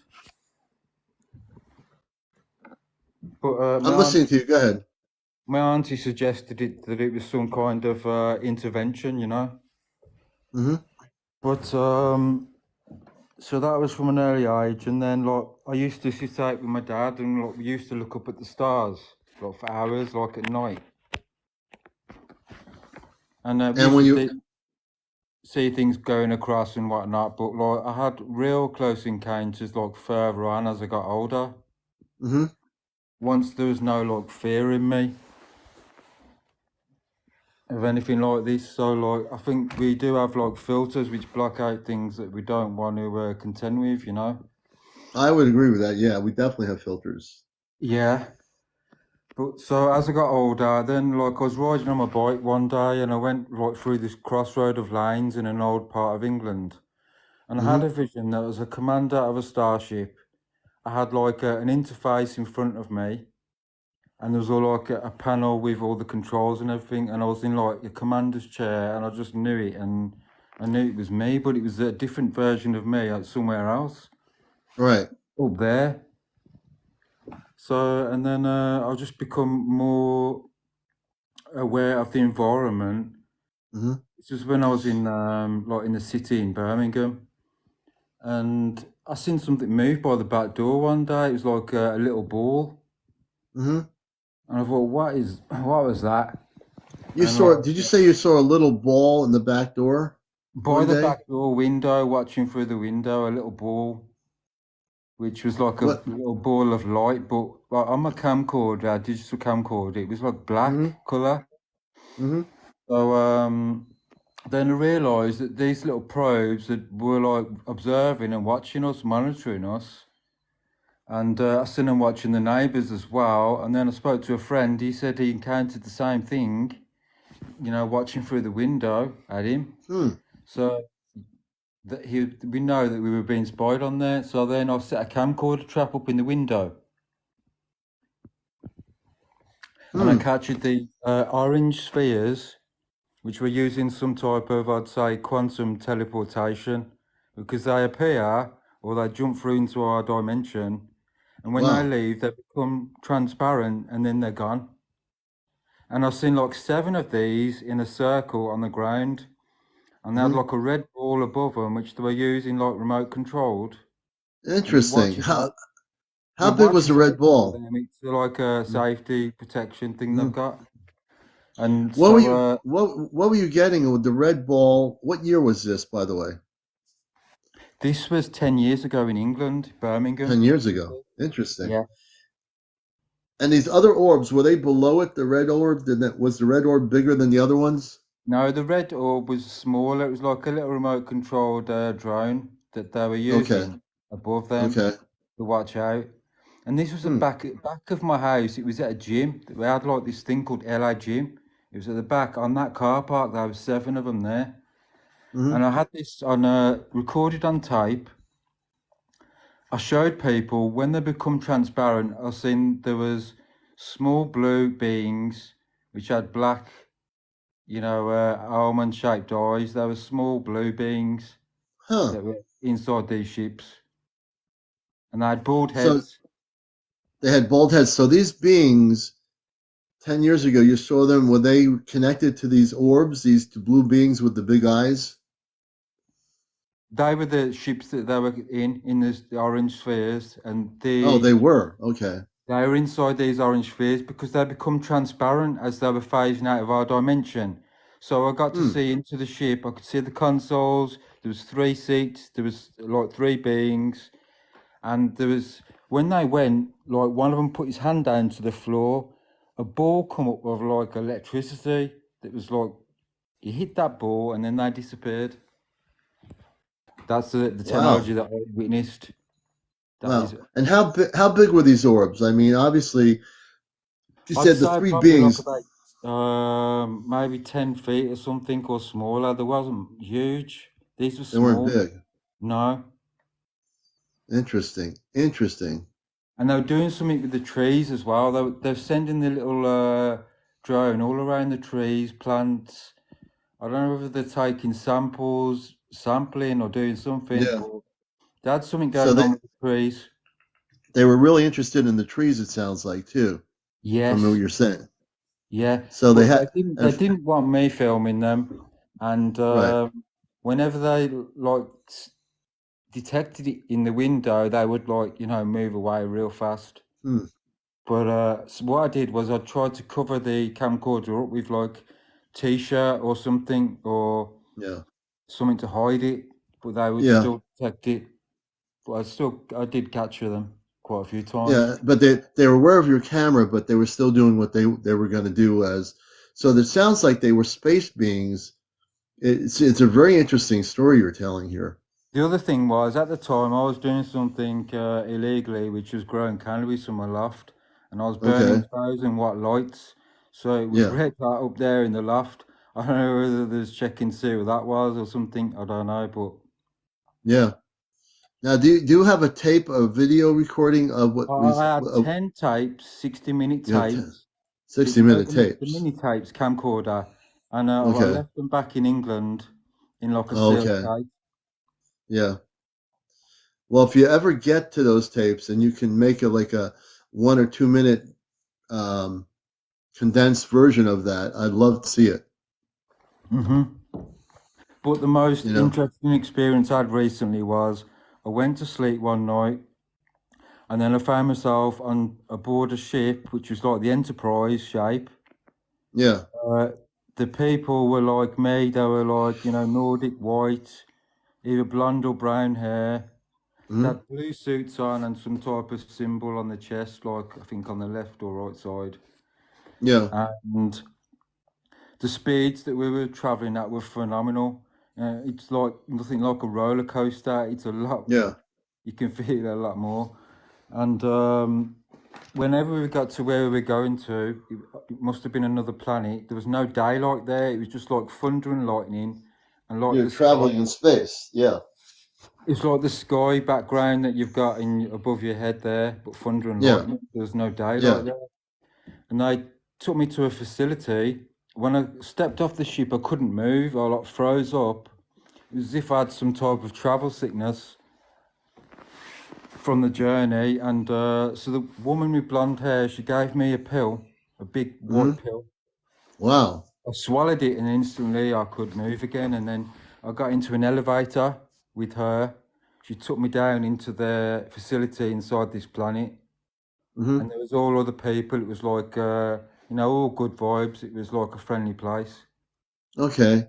Do you know what planet you were taken to? I got no idea, but it was like a blue atmosphere there. There was no real blue- daylight. Really? Unless Okay, a it blue was atmosphere. Very interesting. Unless it was nighttime, I don't know. Yeah. It was just And, like and what lightning. and what year and when was that? When did that happen for you? What year was that? I'd say 3 years ago. 3 years ago. I'm trying to give people a chronological timeline on all these things you're talking about. So 3 years ago, you were taken on a spaceship. This woman, how tall is she? I'm about 6 foot, and she was around about my height, maybe a bit taller. And she was what kind? What did she look like? She had blonde hair. Did you say? Blonde, like wavy hair to the shoulders. Okay. So she was human. Yeah, And she was. very human. Did she speak? I only Did she speak? Did she speak to you at all? Yeah, they were speaking English. What did she say to you? I can't remember the exact conversations. It's like very vivid, but Yeah. I remember that she told me to take this and then come with me, come into the elevator, and we went down in this like pipe elevator into Yeah. the facility, and then it was like a sealed environment, I think. Wow. I Interesting. don't know how I got back. I don't know how I returned, but I was back, and I just remembered Wow. it. So real. Have you seen her? Now, you said this was 3 years ago. Have you had more encounters with her and going on the spaceship? No, but I'm seeing ships out there every night, like either above the You house, are. and I've recorded them, or they're just Okay. around the area. They look like stars, but they're moving about. They're hiding in clouds. They're doing zigzagging about. So how can they be stars? Right. So, do you have a feeling that you're going to be contacted again? I think like they're using me as like an intermediary with the humans here that don't quite grasp it and understand that, or they've got questions, doubts, and whatnot. I'm kind of here to like reaffirm for them that this is real, really real. So essentially, you're like you're probably connected with that person, whatever planet they come from. You're a star seed or a representative for them, correct? I know that I made a sacrifice to come back here because I had another experience, and they told me that they're the wing makers. These people that are from the future. Did you say the word wing makers or wind makers? Wing makers. They're from the future. For the future, and what's us from the future, like far in the future, and they contacted me and transported me through a Stargate, and I see like universes, solar systems, and I was traveling through it. I went through a bright light onto their plane or world, and I was in like a crystal kingdom, as if they'd grown a kingdom out of crystal. And I was in this place, and there were angelic beings. Yeah. Like that, and I asked them, "Who are you?" And they said, "We're the wing makers." So like, when I come back from this the next day, I spoke to an American woman, and she told me the wing makers have heard of them. She gave me a link to a website, and I read all about these beings that are from the future called the wing makers, which I'd never heard of before.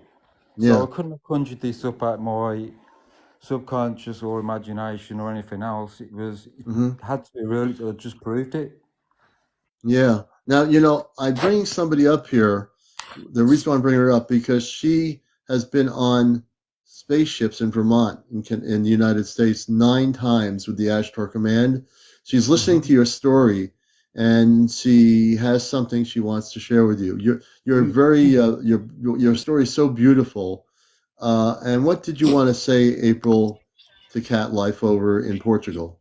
Hi, Cat Life. Hi, I'm friends with fairies, or my real name is April, and I'm sitting here and I'm listening to your story, and so you're saying that you witnessed these smaller blue beings, and Yeah, you've also seen these orbs, and you're seeing ships around your property, yeah. and you have also been taken upon these different ships and traveled places, I and feel like they're watching what I do on the internet and stuff, you know. they are. They're interested Ah, in what I'm doing. yes. So cat cat life. Where in the world are you from? I'm from England. I was born in Okay. Birmingham and raised. Okay. So, So I'm going to tell you something, and please don't think that I am crazy because myself, the commander, and there's two other people that are in this live right now that are chosen star seeds, and I believe that you are another chosen star seed. So I'm going to just yeah, quickly I cut. feel that I'm related to this indigo or violet starlight Hmm. And that energy. is probably your star family. So I'll Yeah, I'll just give you the quick lowdown of what's happening with you. So in your star life before you were put into your human self that you're in now, there the a high council of light beings from space chose a handful of star seeds from across the world to be ambassadors for humanity when major contact happens. Now they have picked like certain star seeds of certain groups. The group that I'm in right now is me, the commander, Johnny, and Kit Kat, who are all in the live. You probably have other people that are going to be revealed to you soon. I'm assuming. Um, and what we are chosen for is that when this big contact does happen, we are to usher humanity into the new way of life and not to be afraid of these beings, and that these beings are here to help us. Hmm. And you sound like you are yeah. part of one of those starseed groups. Yeah, I get that too from him too. Yeah, Yes, I I feel absolutely. do it's too. important for us to keep out of this dark fear energy.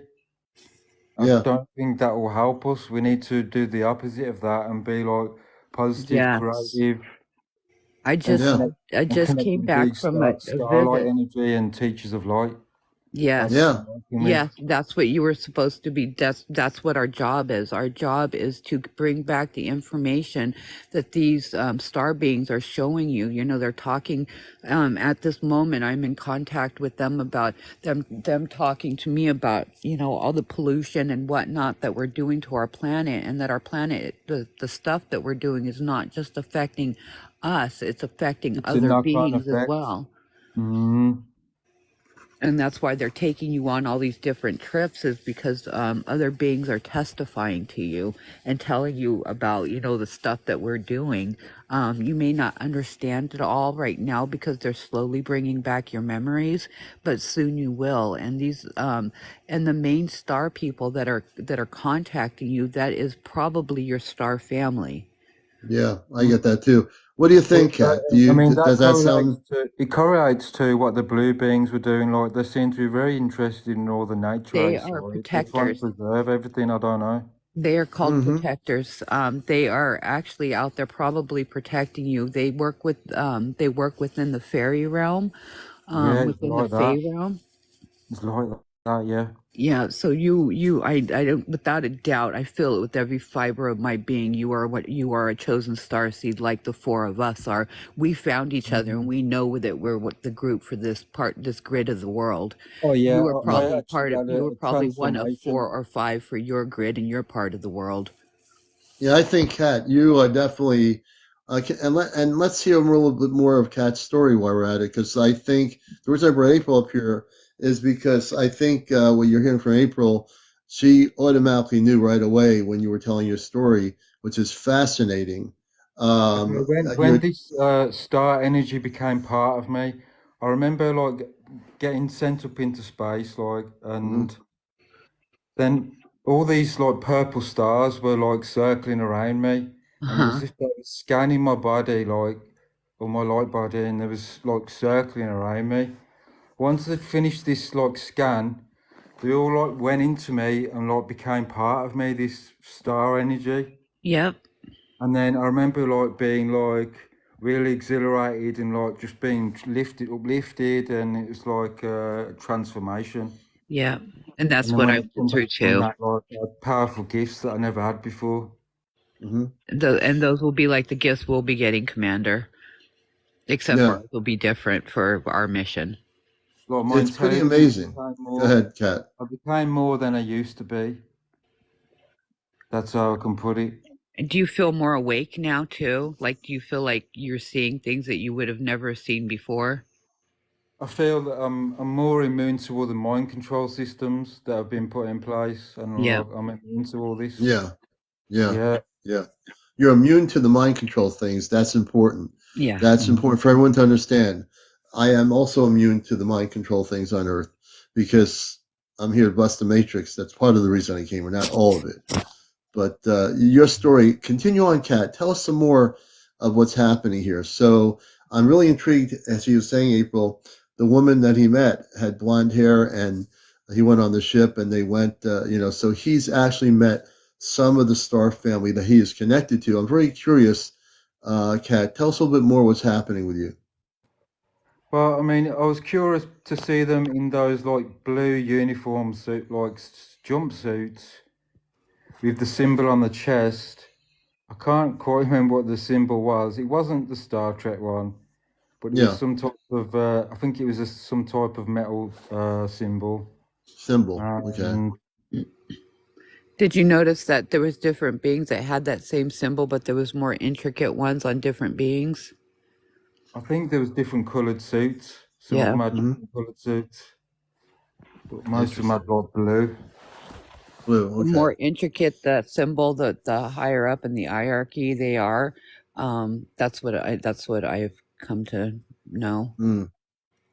So I was curious of all these other talk and the pictures I'd seen on the internet of like Palladians and stuff. I didn't know Hmm. whether they were Nordics, the Palladians, or. Yeah. But I could Well, say they were Nordic because they were Nordic yeah. race, When yeah. you have contact, Kat, and you're going to have more contact with that woman, I get a feeling you're going to be connected with her again and some others. You can ask them when you're there, where are they from, and ask them more about your connection. Where are you from? What's your Mhm. beyond the human bodysuit that we're all in on Earth? You can ask them, hey, I'm here. I'd like to know where I'm from. Can you tell me? They'll answer your question evidently without any hesitation. I believe you'll get an answer if you ask the question. One of the Really. things we used to do with this group I was a part of called the Gold Ring, we used to do like vision quests Hmm. where we'd like close our eyes and we'd try and recall these experiences and memories, and or we'd see what comes through to us through these vision quests. Hmm. And they were really good to be part of. It was like it's like connecting with a group energy online and doing these vision Wow. quests and seeing what we could bring out of that. Wow. Quite interesting. Yeah, I think you are definitely one of the global people that are ready. You're already there. You've been making contact with the positive space people Mhm. because you are one of those who are a way shower that's going to help others. And I That's think right. I think there are people all over the world that are being probably quietly contacted. Some of them don't even have TikTok or internet that are going to be representing their parts of the world as we get into direct contact with the star people. I think we're really close to contact now, and that's why I things mean, are happening like they are. I've heard a lot of talk about these ones called the Greys, which I've never met and never seen. You don't want to.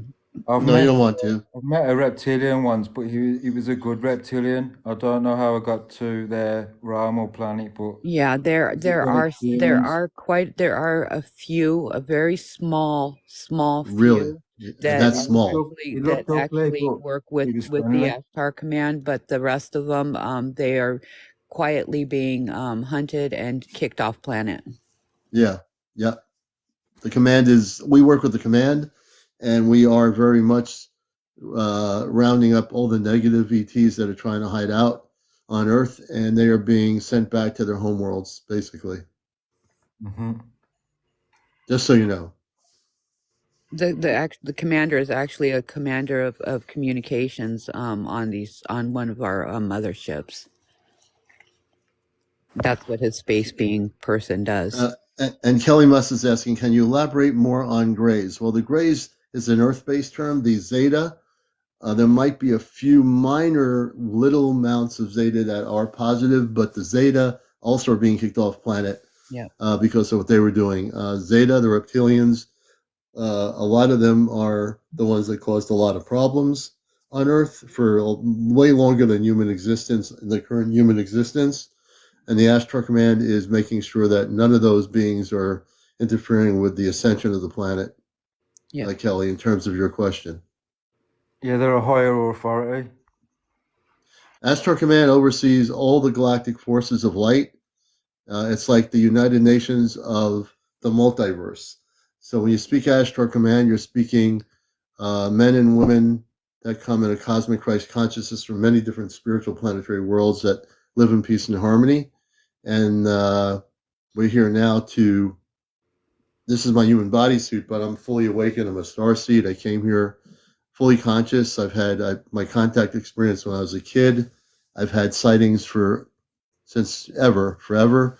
But your story to me is more important than mine because I think you are very connected, and I think you're a very humble person. You've always been a humble person, and I think that's part of why you're having the kind of contact you are. You're going to be a way shower for people in Europe and in England. I believe you're definitely going to be one of them. You're rating me, yeah, that's true. I'm reading your energy. I'm reading your energy right now. When I'm not only a talk show host, but I do read people's energies. And anyone who's watched my show, one of the capabilities they gave me when I came to Earth, they didn't take away all my abilities. They wanted me to have some abilities to help people. One of them is I can read people's energy. I can also send spaceships over to a person's location and send space people from the ships into their home. If there's any negative ETs there, we will usually get them out within a few minutes. So I'm not just a regular human being. And I've told people it doesn't matter whether people believe I can do this, but people on here have experienced what I do.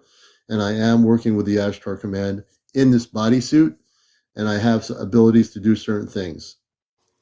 And I do them. And these beings that he speak of that are sent to these people's home are an actual real thing. I actually got some on video. I haven't posted them as of yet. I have to ask permission to be able to post them, but I'm hoping that I get that permission so that me and the commander can both show the beings. And we want to show you the beings because they are human, like us, human beings in spacesuits. And these beings are ones that I send to people's locations off the ships when they're having any problems. The space people go there. We'll send usually 10 or 20 people off the spaceship into a person's condo, apartment, a house, or whatever. If they tell me they're having problems, we will bring them in. The command will come in, and we will take and escort these beings off planet. And you guys won't even be aware it's happening. What, Cat Life? I'm sorry, Cat Life. What were you saying? It's comforting to know that we've got a big star family of which we are a part of. Yes, absolutely. Absolutely do. Everybody needs to know that here on the show. We do have a big star family. That's for everybody. Again, a big star family. And that's what we're here to do on the show. We interview all kinds of people with different ET experiences as a talk show host. But the other thing is, because I have the knowledge off planet that I can share that stuff as a contactee, and also share that this show is different from any other type of UFO show because we are bringing people together. That's the whole essence, of to bring everybody together. That's really one of my main principal points, is that I think we are on the verge of becoming a galactic, space-bearing civilization. Yes, we are. Absolutely correct. Yes, that's absolutely correct. The observations are absolutely right on the money. That's where and that's why the world governments are afraid. You see, the people that have been covering everything up. They The time don't is have up. that type of freedom. Well, they can't stop it because the space people are coming in mass. There's going to be fleets of ships here within the next 3 years, and there's not going to be any way they can stop what's going to be happening here. Billions of people are going to probably freak out, but they're going to have to get used to the fact that they're coming in peace. And these are not the Hollywood movie things of the weird things like War of the Worlds. This is the real deal. This is real space people, men and women that have their own families on other planets that are coming here to assist Earth. And I want people on this show to know that I will mention that versus any other UFO talk show on YouTube or anywhere. This is the place where you're going to hear about it. This is the place where you're going to find about contact right on this show. And that's where I feel it's important for people to stay grounded and be in a calm energy, no chaos within them. Absolutely, you're absolutely correct. You really are a way shower. You really are. Where you are in Portugal, you're going to be helping a lot of people, way more than you even realize yet. Yeah, I did choose to do that, to be a way shower. Yes, you are. Teacher. Yes, you are. Yep. I read your energy really clearly. You have a beautiful soul. You're just a really beautiful person. You already know that, right? Yeah, it's true what you say. Can't deny it. Yes. I'm right now in a different state of consciousness, so I'm reading your energy. Yeah, you're going to be your very bright light on this planet. You're going to help so many people. I'm excited for him to meet his group. Yeah, I am too. I am too. They will guide you to your people, the group that you're supposed to be working with, and you'll be able to share all this stuff with them as well. Yeah.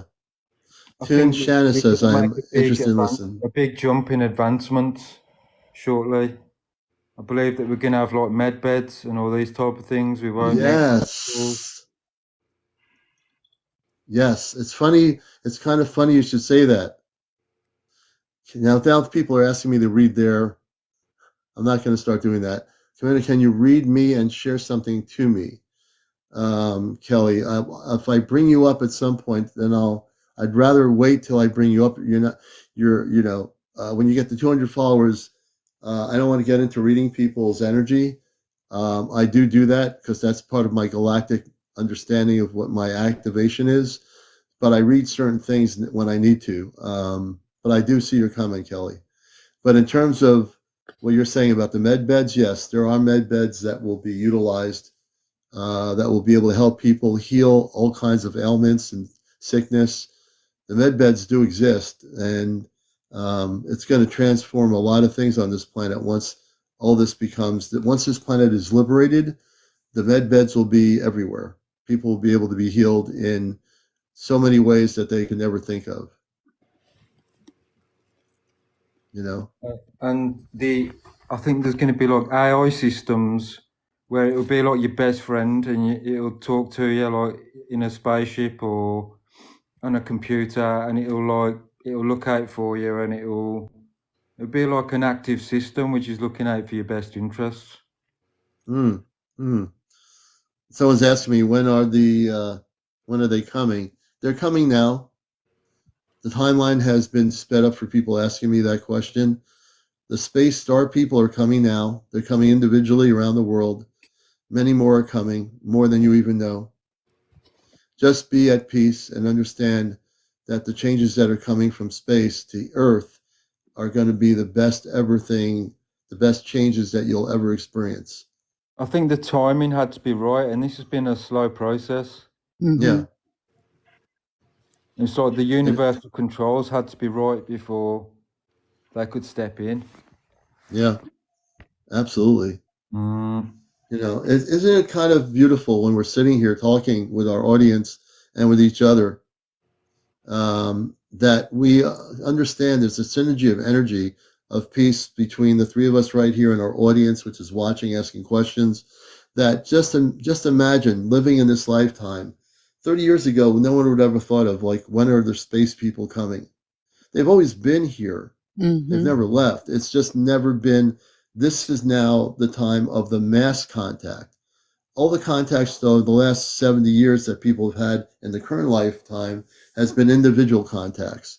Now we're going into a period where many more people will be contacted. Then the fleets of ships of light will be here. And when they come here, there's not one government in the world that can stop them, not one missile, not one bomb, not one jet. All the electricity will be turned off and all the weapons of war will be turned off. They won't be able to use them, or use them to, or in any particular way, they won't be able to turn them on. Exactly what I'm trying to say. All the electronics for all the nuclear missiles will be turned off. They'll all be neutralized. Every weapon of war on this planet, when the space people come, are going to be neutralized before they get here. I can guarantee it. I've seen a video where like a ship flies over and like a laser like disables the missile and it just falls down. And that was like on a live TV broadcast. Where was that? This live TV broadcast? It was captured, I think it was over 10 years ago, where like a ship, a light ship comes over and like a laser comes out of it. It disables the missile that was fired, and then it just moves off. I've heard of that. TV, Oh yeah, I think I've seen that video. I think I've seen that somewhere. Yeah, they tried to shoot a space. I mean, our government tried to use a Star Wars technology, and there's a video that, if you can find it, it goes back years ago, and it shows them trying to use a Star Wars technology to shoot a spaceship, and the spaceship, the lasers going right at the ship just in a nanosecond gets out of the way and disappears into space. They tried to shoot it down. There's a video of that, actually. It's on the internet somewhere on YouTube. It's an actual original footage. I've seen a few examples where there's some type of fight going on, and you can see them like chasing away and shots being fired or something, you know. Yeah. This is why the chosen ones have been chosen, is so that we can start helping make people so they're not afraid, or start helping people to not be afraid that we are not in any danger. They're coming to help us. Yeah. I think I feel like that's what my core purpose is. To make people understand that. That's what it is. We are to start showing the way. You know, it's an amazing thing, because you know, we were all guided to the commander's show in one form or another, and now look, we have found another. Yeah, and there are many people in the audience. A person from Australia, Jay McNeary, says, "I'm a proud starseed from Australia." See, there are many people that they know they're starseed. They know that they're awakened. Many of my audience are people that would be they know they're from another world. They're starseed. And we appreciate, I do multitask and I do read the comments here. And there's another person, the right one, the wrong time, says, I'm a starseed from California. I think it's from California or Canada, maybe Canada. So they're everywhere. Love for Peace says, I knew it for 30 years. There's a lot of people that are awakened. A starseed, Lizzie says, starseed from Los Angeles. Lizzie, thank you for sharing that. You see how beautiful it is that there are many people. Dallas, Texas, Flash Mo, starseed from Dallas, Texas. On and on and on. We have a lot of people here that are waking up and that are aware of who they are, just like those of us that are talking with each other. Ontario, everywhere. It's time. They doubt themselves, they're in depression, they need to find their voice and also speak out. Yeah. You'll be empowered. The universe will back us. We'll be empowered. Yes, that is true. Jess Merck, I think Jess says, starseed from the Woodlands, Houston, Texas area. It's, all these people coming out saying who they are, that they're starseed. That's the most beautiful thing I can see on my show here. People not being afraid to be who they are. Middle Georgia starseed, user 994. Another person says, I'm from Saturn. So people remember they're from other planets. This is what people have to do. Just be who you are. I came out of the Also, closet people have years got to ago. realise that this earth is actually a living being, and Yeah, it then is. to humble themselves and see the beauty and reconnect with that in Yeah, nature. and the fact that you say that tells me a lot about you. That the Hmm. planets are living beings. Every planet is a Yeah, it's living being. alive. But we don't. But most humans just who are not awake look at the planet as just seeing this rock that they can do whatever they want to. But it is a living being, just like Mars, just like Jupiter, Saturn, and other planets and other solar systems. They are all sentient beings that are living. It's sustained us, and what we've taken from the earth, it's built our what we exist of, what we are, which is like, in one form, it's all light and Yeah. sound and vibration, and that's Exactly. what we really are. Very well put. But it's an illusion. It's holographically organized to look solid and what it is. You Right. know, It does, you and go the down to illusion a is, smaller level. This is not yeah. solid. The atoms. Our scientists like to tell us in school that this is nothing more than a rock. But our scientists who are so brilliant are not that brilliant because they don't have the spiritual understanding, nor are they awakened to the cosmic understanding of the universe. They're only awakened to their limited precepts of what science is, and that this planet is just a rock, and the rock is solid, and there's a volcanic core of lava.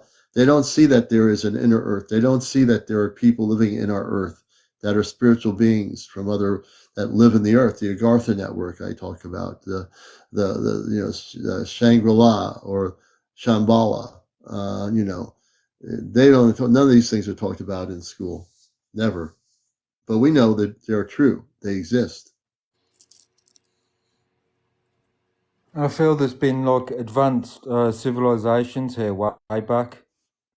I don't know what happened to them, but there was been some resets that have been going on here Mm-hmm. over history. There was also a few battles fought on our behalf that I also recently just found out about on my last visit on our behalf. So some of those races were kicked out the planet from the good beings of light because they were Mhm. not being so nice to some of us and some other beings that are here. Yeah, yeah, and that's what I'm saying earlier is that a lot of that cat is a lot of the negative ETs, the vestiges of whatever's left of them on Earth. They're being basically peacefully rounded up Mm-hmm. and taken off planet back to where they came from. They're not going to be allowed to stay here. But you already know that you're so in tune on so many levels, cosmically and spiritually. You are Yeah, I truly a think Christ. we're gonna witness the ascension of this planet. It's Yeah, gonna we move will. into a higher dimension. It is. That's why people are feeling different uncomfortable energy because their Yeah, body has the old energy of the earth, and now their body's being shaken up with different energies, and they're feeling weirded out a little bit because their energy now is shifting in their bodies, which is elevating the frequencies, the vibrational patterns, to allow people to understand that they're not just human beings anymore. Your whole body is elevating and ascending within the body. The body's ascending into an ascension state of consciousness, which will affect everything as we get closer to contact. and I think that those that don't adapt or they refuse to adapt, then they'll be like recycled by the planet. Yeah, if they don't adapt, there'll be a place for everybody. The command has always told me this for years that those that are not ready will go to a parallel Earth reality where they can work out their karma. And then when they're ready, they'll be able to automatically just go and reconnect to that higher state of frequency. Yeah, I suppose it's like a school. Yeah, a Mm-hmm. school of learning. Yeah. They'll be able to go back to that school if they're not ready and catch up to where they need to be so they can move on to that level of peaceful spiritual light that they want to be in. Absolutely without question. Yeah, it seems like enlightenment is like the universal agreement. Oh yeah, I mean to enlighten the planet, I think what we're doing here on the show is We brought so many people together with their stories. They're all different. I mean, I've had people on here talking about everything from when I got in here last year, abductions to contactee experiences, Bigfoot, all these beautiful things, fairies, mer people, just so many. Have you got them recorded? I'd like to go through and listen to them. Which ones? Of the show? My show, yeah. Just by the way, my Ashtar Command, my encounter show is on my YouTube channel, Ashtar Command Spaceship News. You can watch most of the shows. When I first got on TikTok, I didn't realize I recorded the shows. I didn't realize I could put the shows on YouTube. And then later on I did. So you can find 2/3 of my shows on YouTube if you missed a show. All my encounter shows are on Ashtar Command Spaceship News. And if you subscribe to that, you can watch a lot of the shows from the previous nights, and some morning shows I've done during the day. But most of the shows are all recorded. This will be on my YouTube channel by tomorrow morning, at some time tomorrow morning. Yeah. I'll definitely do that. But thanks for allowing me to talk, Commander. And yeah, I want you to fairies for what you gave me there. Yeah, keep in touch with us, man. We want to have you back when you have more stuff to share. I'd like to do this again for sure.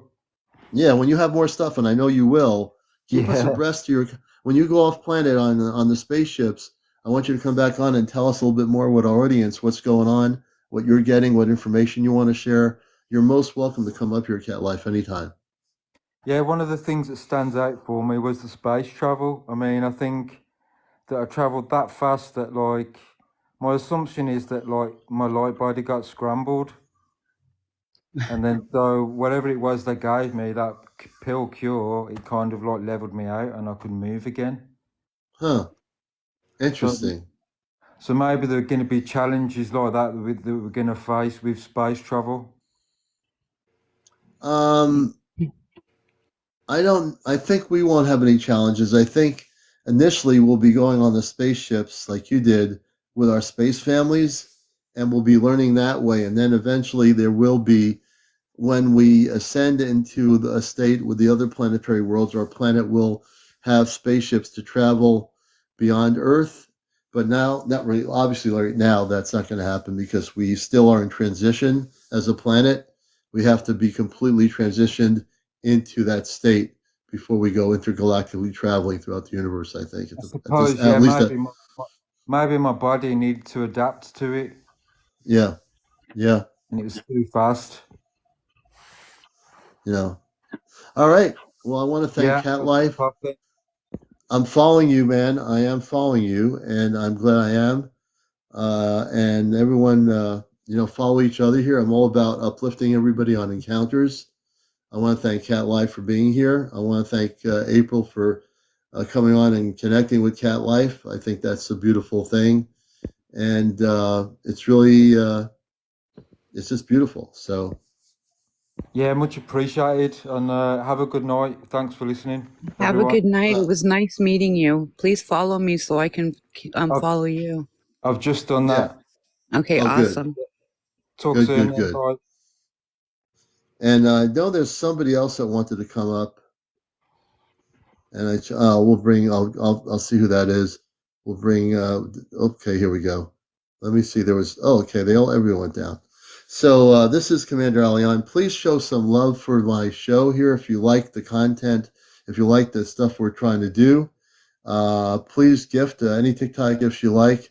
I have 5 more hats to go. Right now, I'm doing 5 more of those baseball hats. So I appreciate any gifting you wish to do. You can do roses. You can do galaxies.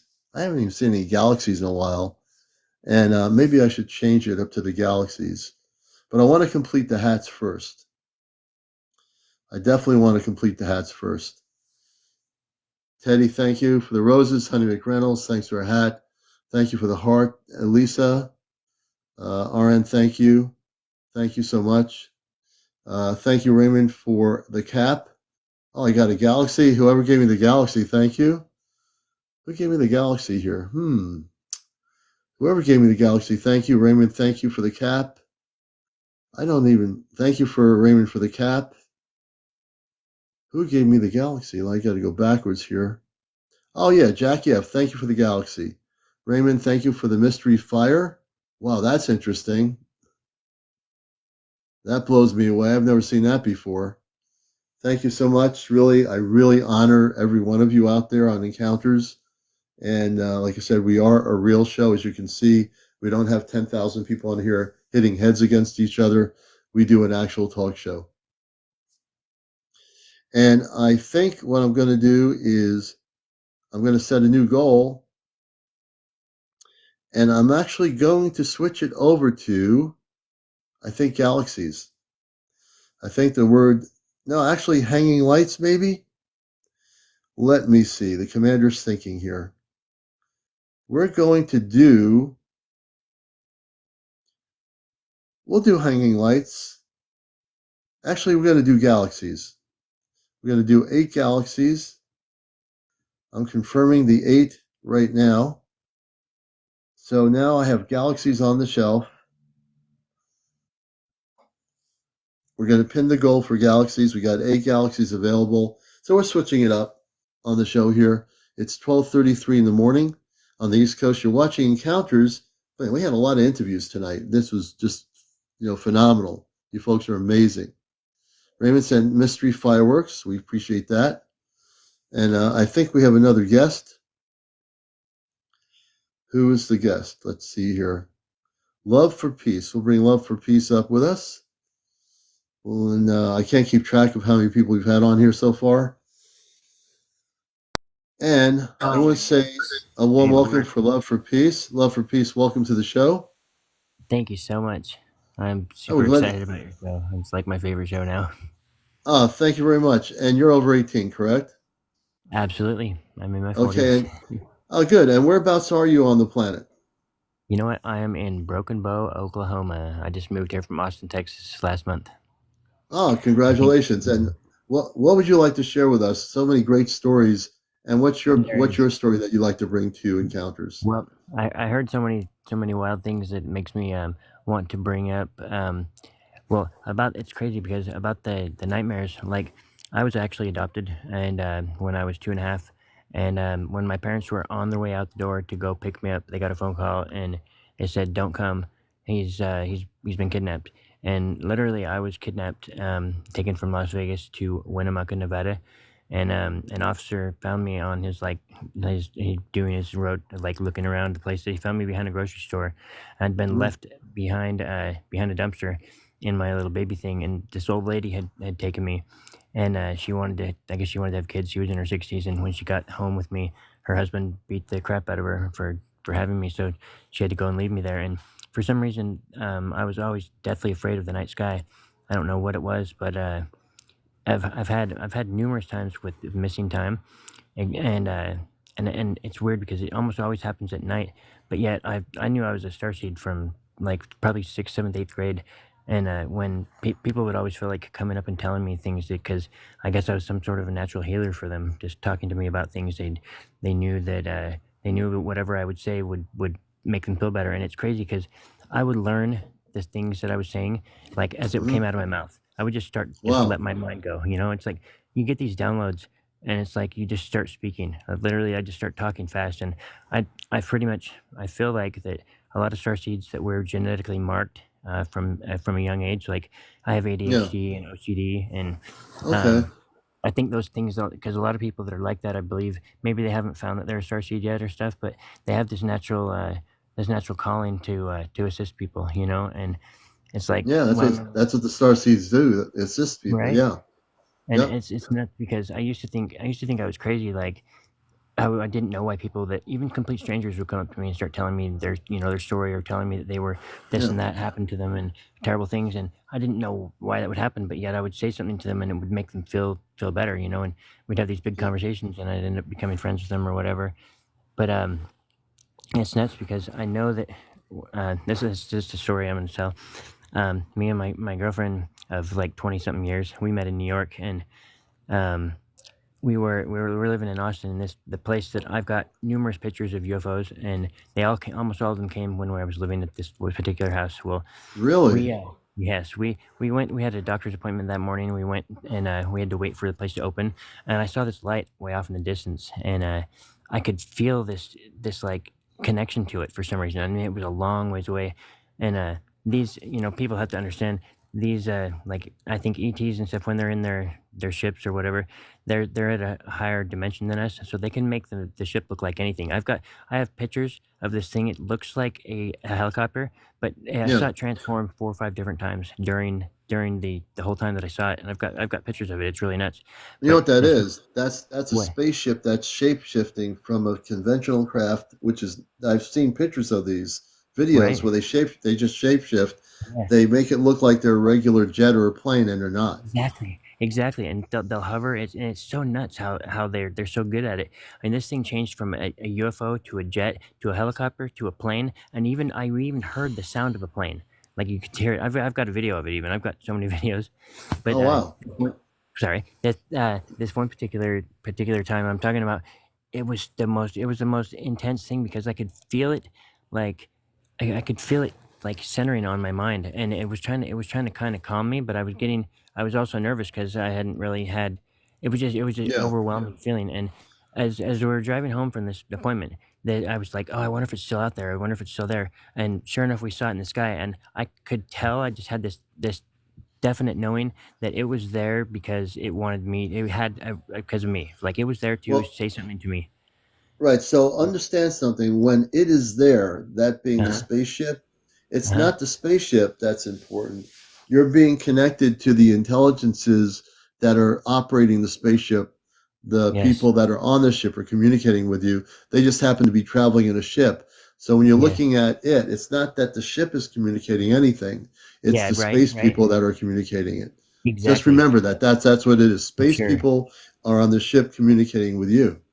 And it was the most exhilarating, amazing experience because as we got down to by where we live, I realized it's hovering over our apartment. It was right there, and as we got maybe like a quarter of a mile, like I mean, literally, I had me and both of us. We had the most immense, amazing feeling of love. Like we were both bawling, like bawling with tears coming out of our eyes because I could feel, never felt that much love in my life, and we literally stopped the car in the middle of this busy street to get out and look at it. I was mesmerized by it, and I felt so much love. I mean, literally, other cars even stopped. They could see it too. But when it was hovering, it looked just like a helicopter, and it was crazy. And I knew it wasn't a helicopter. And there was like 2 other cars that had stopped, and I felt this weird feeling. I'm like, those people that are stopped and looking at it too, they're special like me in that way. I thought they were either star seeds or something because other cars were just like honking and driving by us like as if like what are we doing? But we got. I mean, I was almost weakened with how much love I felt. I was like, Wow.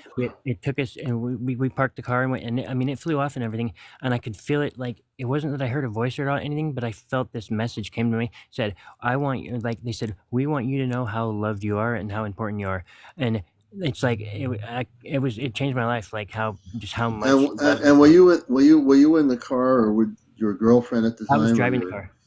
you were driving the Yeah, car and she was in the yeah. car too, right? Yep, and she could feel it too, Okay. and like we know we had just our meeting together. We knew we decided to be together forever on our first date, and like we were driven together to be together. Like it was the most.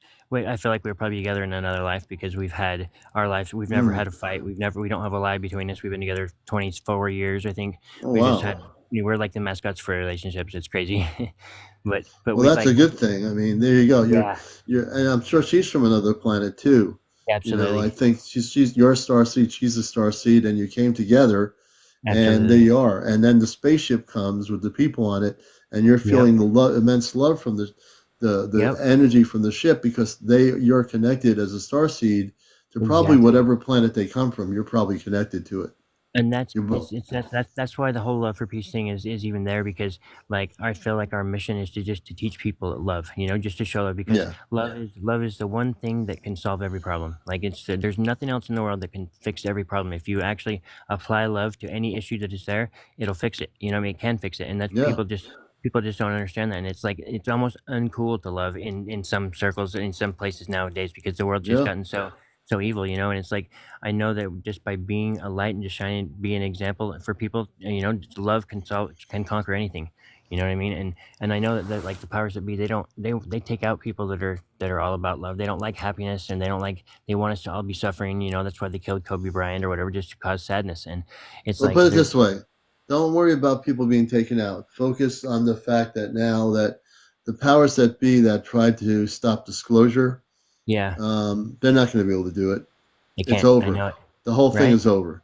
You're Absolutely. living in it. We're living now in an age of contact that's coming, like we're talking about.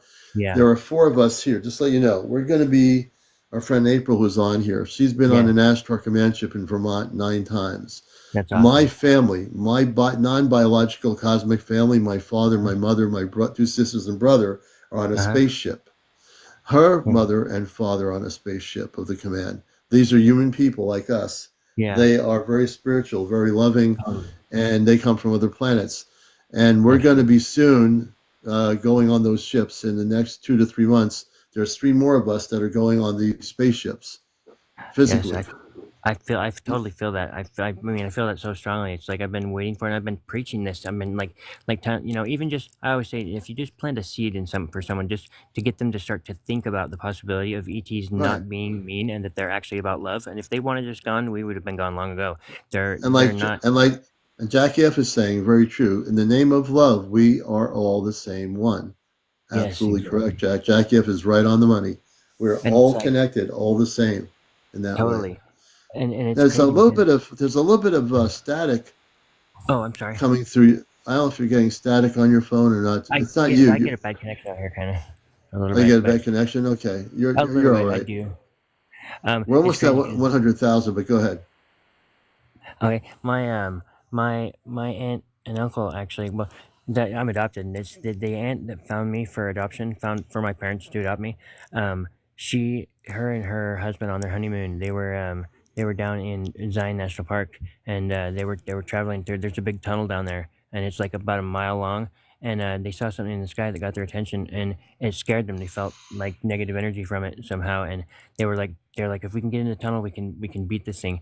And they drove into the tunnel, and then they woke up 10 hours later and they were off the road at the end of the tunnel actually, and they both had these scars on their bodies that they Wow. knew something had happened. And they saw that movie Fire in the Sky, and during they went with my mom and dad, and during the middle of the movie there was a certain part of it that they saw, and they began having convulsions and had to be taken out on stretchers. It was so disturbing to them, it did Wow. something to them. And my aunt hadn't told anybody about this story at all, and except for my parents, and I didn't know about it. But my aunt took me when I was visiting her one time. She took me downstairs and she wanted to talk to me, and she told me that she'd known ever since I was like little, when I was up for adoption, that I was basically a starseed. She just didn't know what to call it, and that Mm. she wanted me to be close to her, and she there was a reason that she was kind of there to watch over me a little bit. She actually won school teacher of the year 2 different years in Oh, Utah, wow. and she's like a Interesting. really amazing person. She started classes for the gifted children and stuff like that.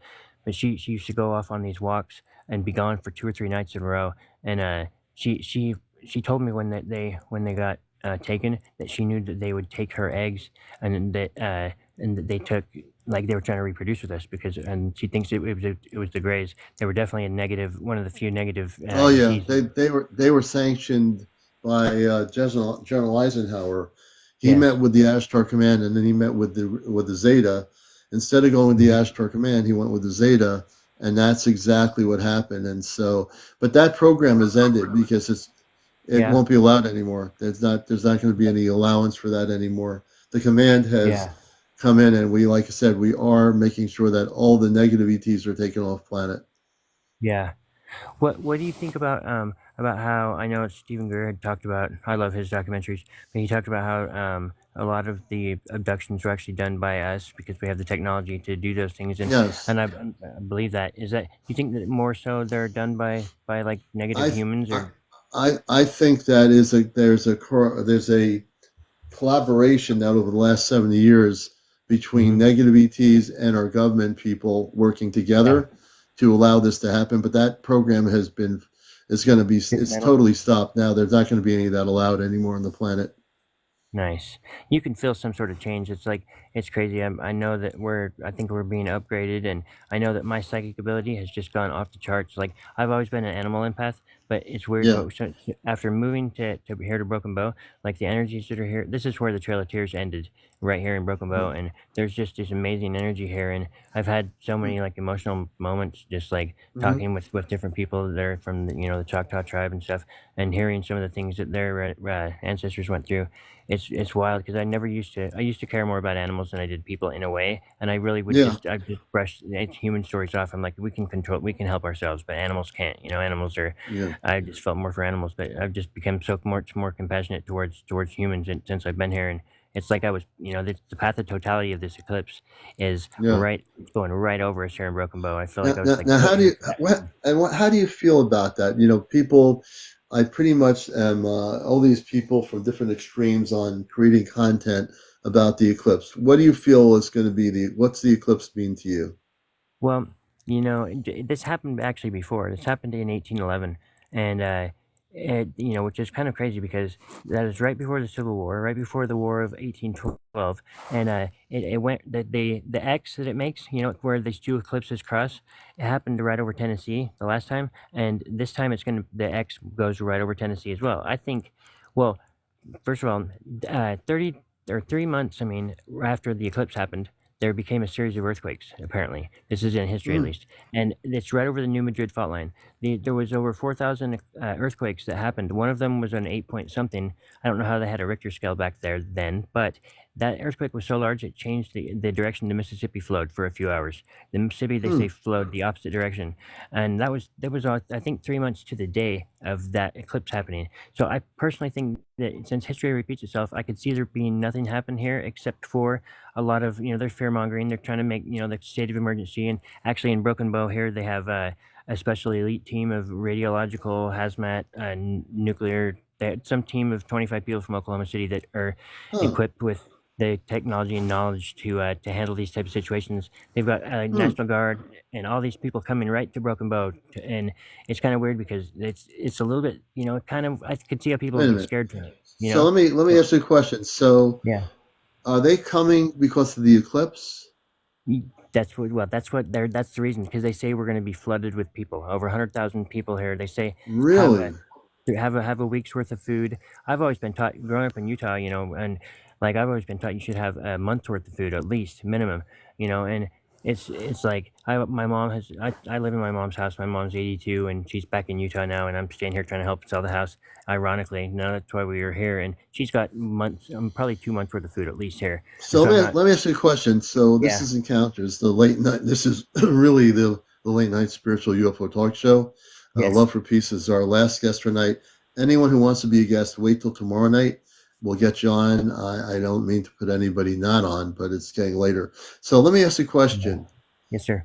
So the government comes in to your area. I've heard stories that this is happening in other places, not where we are in Uh-huh. New England. I've not seen it, but that the military is coming in because the rumors are that this eclipse is going to cause us to have an electrical problem and that we're going to lose power all over the world, or that's one of the things. Yeah. What do you think? What do you think's really going on here? You know, I mean, it's crazy because on the federal level, they said, that you need to have one of those crank radios, and they're talking about at least if you need to survive the first 36 hours. I'm like, why would you even say that? Like, is there something they know that we don't know? I know we're going to have the Mm. alignment with, there's going to be Jupiter, Venus, and Mercury, along with the green horned comet. This comet supposedly is supposed to make perihelion at the same time of the eclipse. At least I heard. And Really? I said, that's what I heard. I don't know that that is completely true, but that's the closest approach to the sun. This comet already in itself is kind of cool because it's going to be so bright in the sky and look like they call it the devil comet or whatever. It's going to have these Okay. green horns. It And has a Danielle 10. is saying, there's a person named Dan. I'm seeing if she wants to come up. She says they are shooting something at the sun during the eclipse. So I want to know where she got Really? that information from because my new background's news. So Yeah, Danielle, if you want to come up and tell us where you get that information from, I'd like to research that that is wild. if you want to. Yeah. So No, she's saying look like there's. I don't know so. about Yeah, anything about shooting something at the sun, Danielle. If you do and you've heard something, I've just invited you to come on and on audio and share what you do know regarding that. that's. I mean, it's really nuts that they're saying that. Why would normally they wouldn't tell us things like that? They would almost do that in secret. Just they want people to be kind of afraid. And Yeah. I think that there's something that they see. But these ETs being here, I think that now that the powers that be, they're not in control of everything. They can't control all of the things They, because they there's actually don't control anything anymore. That's what they're afraid exactly. of. They're losing control. Let's Hmm. invite Daniela here. We have Love for Peace. Yeah. Daniela, can you tell us a little bit about yourself and where you are and how you heard about this thing with the shooting something at the sun during the eclipse? I'm in South Florida, and so there was an article. I don't really remember. It might have been a NASA article, but I had read something that they said that during the eclipse, they were gonna be like shooting something like in that area. I don't know about shooting, but like sending something up in that area at that time to kind of um do some research or some scientific studies Are on you it. saying that NASA was going to, during the eclipse, send a unmanned craft up into space towards the sun? See that I I don't really know the details See, right now, but that's why it's so important. Yeah, I know yeah, I read an article that they said that they were going to send something up there. yeah. We're gonna have to Wow. do some research on that. Yeah. That I'm gonna do some research when I'm not on here, and I'll see if we can get some more information about that before tomorrow night's show. Okay. yeah, Yeah. that is wild No, because it is. It's interesting. If again, I always like to verify everything from a source of right. information, and that's what I Absolutely. do here. So I'm glad you brought it up, Danielle, because I'll check it out and we'll see what's going on with that too. Great. Thanks. Hey, You know, thanks. And have you had any UFO sightings or experiences, Daniela? um I I've got a had feeling. experiences, but on you know, not maybe UFOs, maybe more like astral, um, Okay. and other things that Hmm. are kind of crazy. So, Yeah, yeah. we'll have to talk about that sometime with you, I guess. Yeah. Hey, Daniela, thank you. It's definitely almost near 1. I'm going to be signing the show off. I know more people want to come on here. And if people will wait till tomorrow night to be a guest, I will get you on here. So all those people that wish that we have a lot of people who want to come on here, we appreciate that, and you're all great guests. We appreciate all the guests, and I'm just going to thank thank you for having me. Daniela for letting me alert to that idea of what this thing is. I'll find out what that is. Love for Peace, man. Thank you for being here. I want to Absolutely. thank you. I want to thank you both for being here. And I'm going to wind down the show. But before I wind down the show, I want to thank not only Daniela, but all of our guests, all of our people on here for getting us up to over 100,000 likes here. Everyone follow everybody else. I want to get to 100,000 followers by summer to reach out to more people on the show, the number one spiritual UFO talk show on here in social media. I'm CmdrAleon, your host. I also encourage people to subscribe, become a subscriber.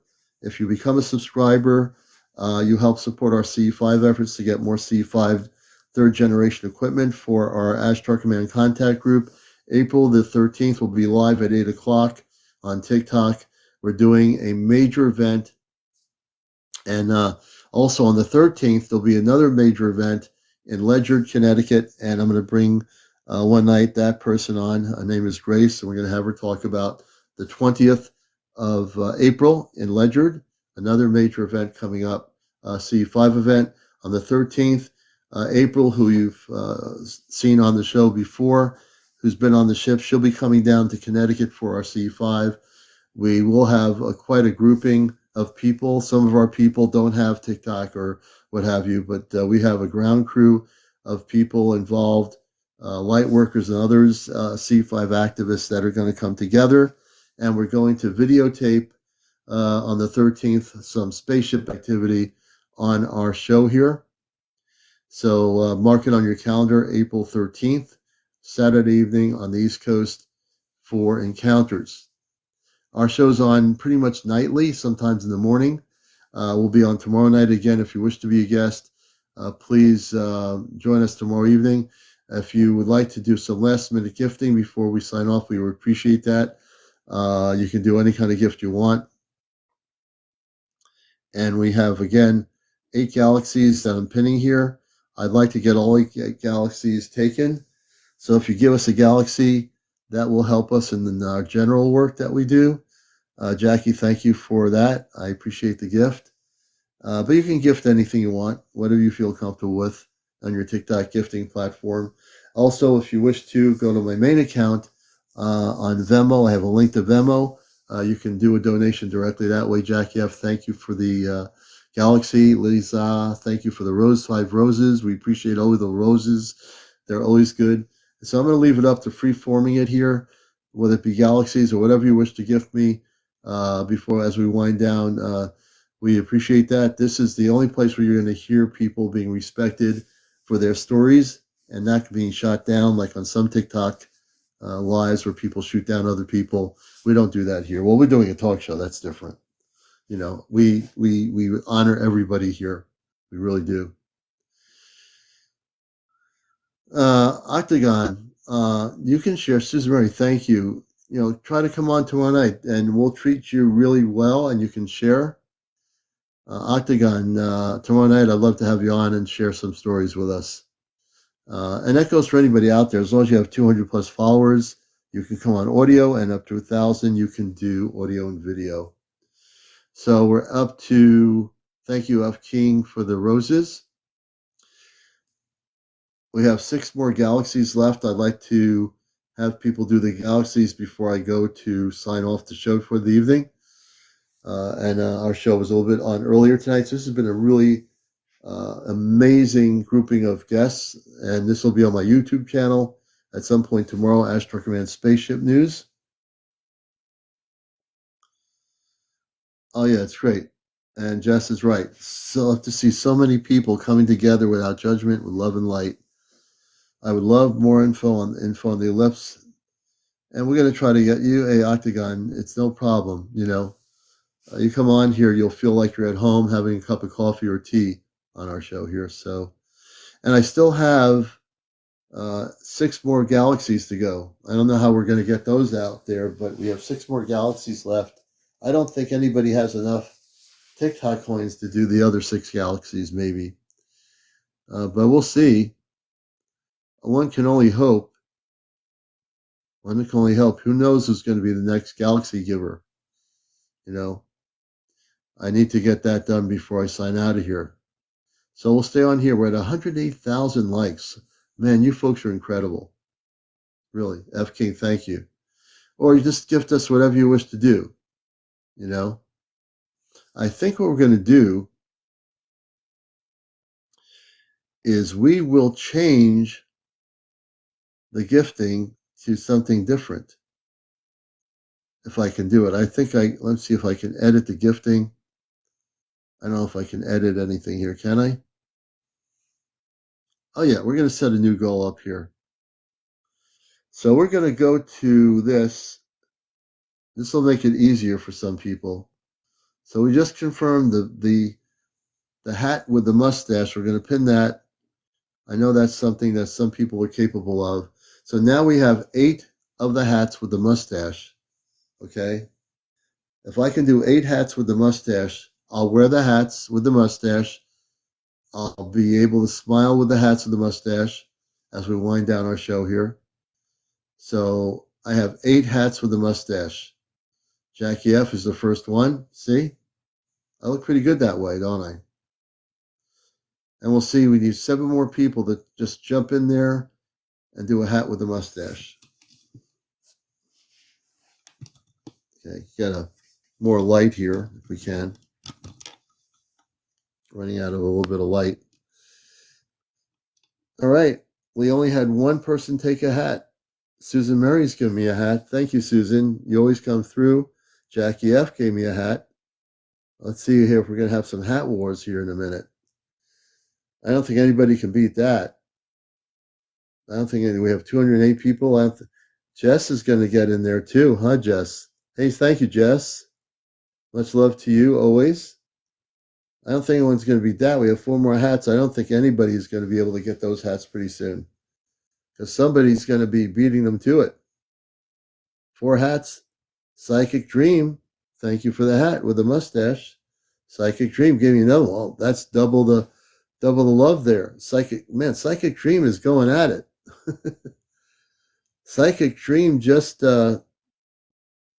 we did it almost. Ruby, wow, Ruby got involved. All right, well, you're all beautiful people. Liza gave me a hat. Hey, thank you, Liza. You guys, I love you all. You know that. Everything we do together here on the show. I think it's a Jackie F. Thank you. Thank you for the roses. Everybody, you've all been beautiful, beautiful viewers. Now that my screen has decided to change color on me, I think that's the given opportunity for me to say good night to everybody. We love you all. We'll be on tomorrow night at 11, maybe a little bit earlier, depending. And this show is going to be recorded. It is being recorded. We will transfer at some point tomorrow this show on my YouTube channel, Ashtar Command Spaceship News. All my preceding shows are on that channel. So if you missed a show, you can watch some older shows on that channel, and that's great.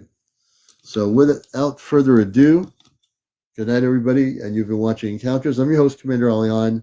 Everybody, have a good night. Have a good Wednesday morning. We'll see you tomorrow.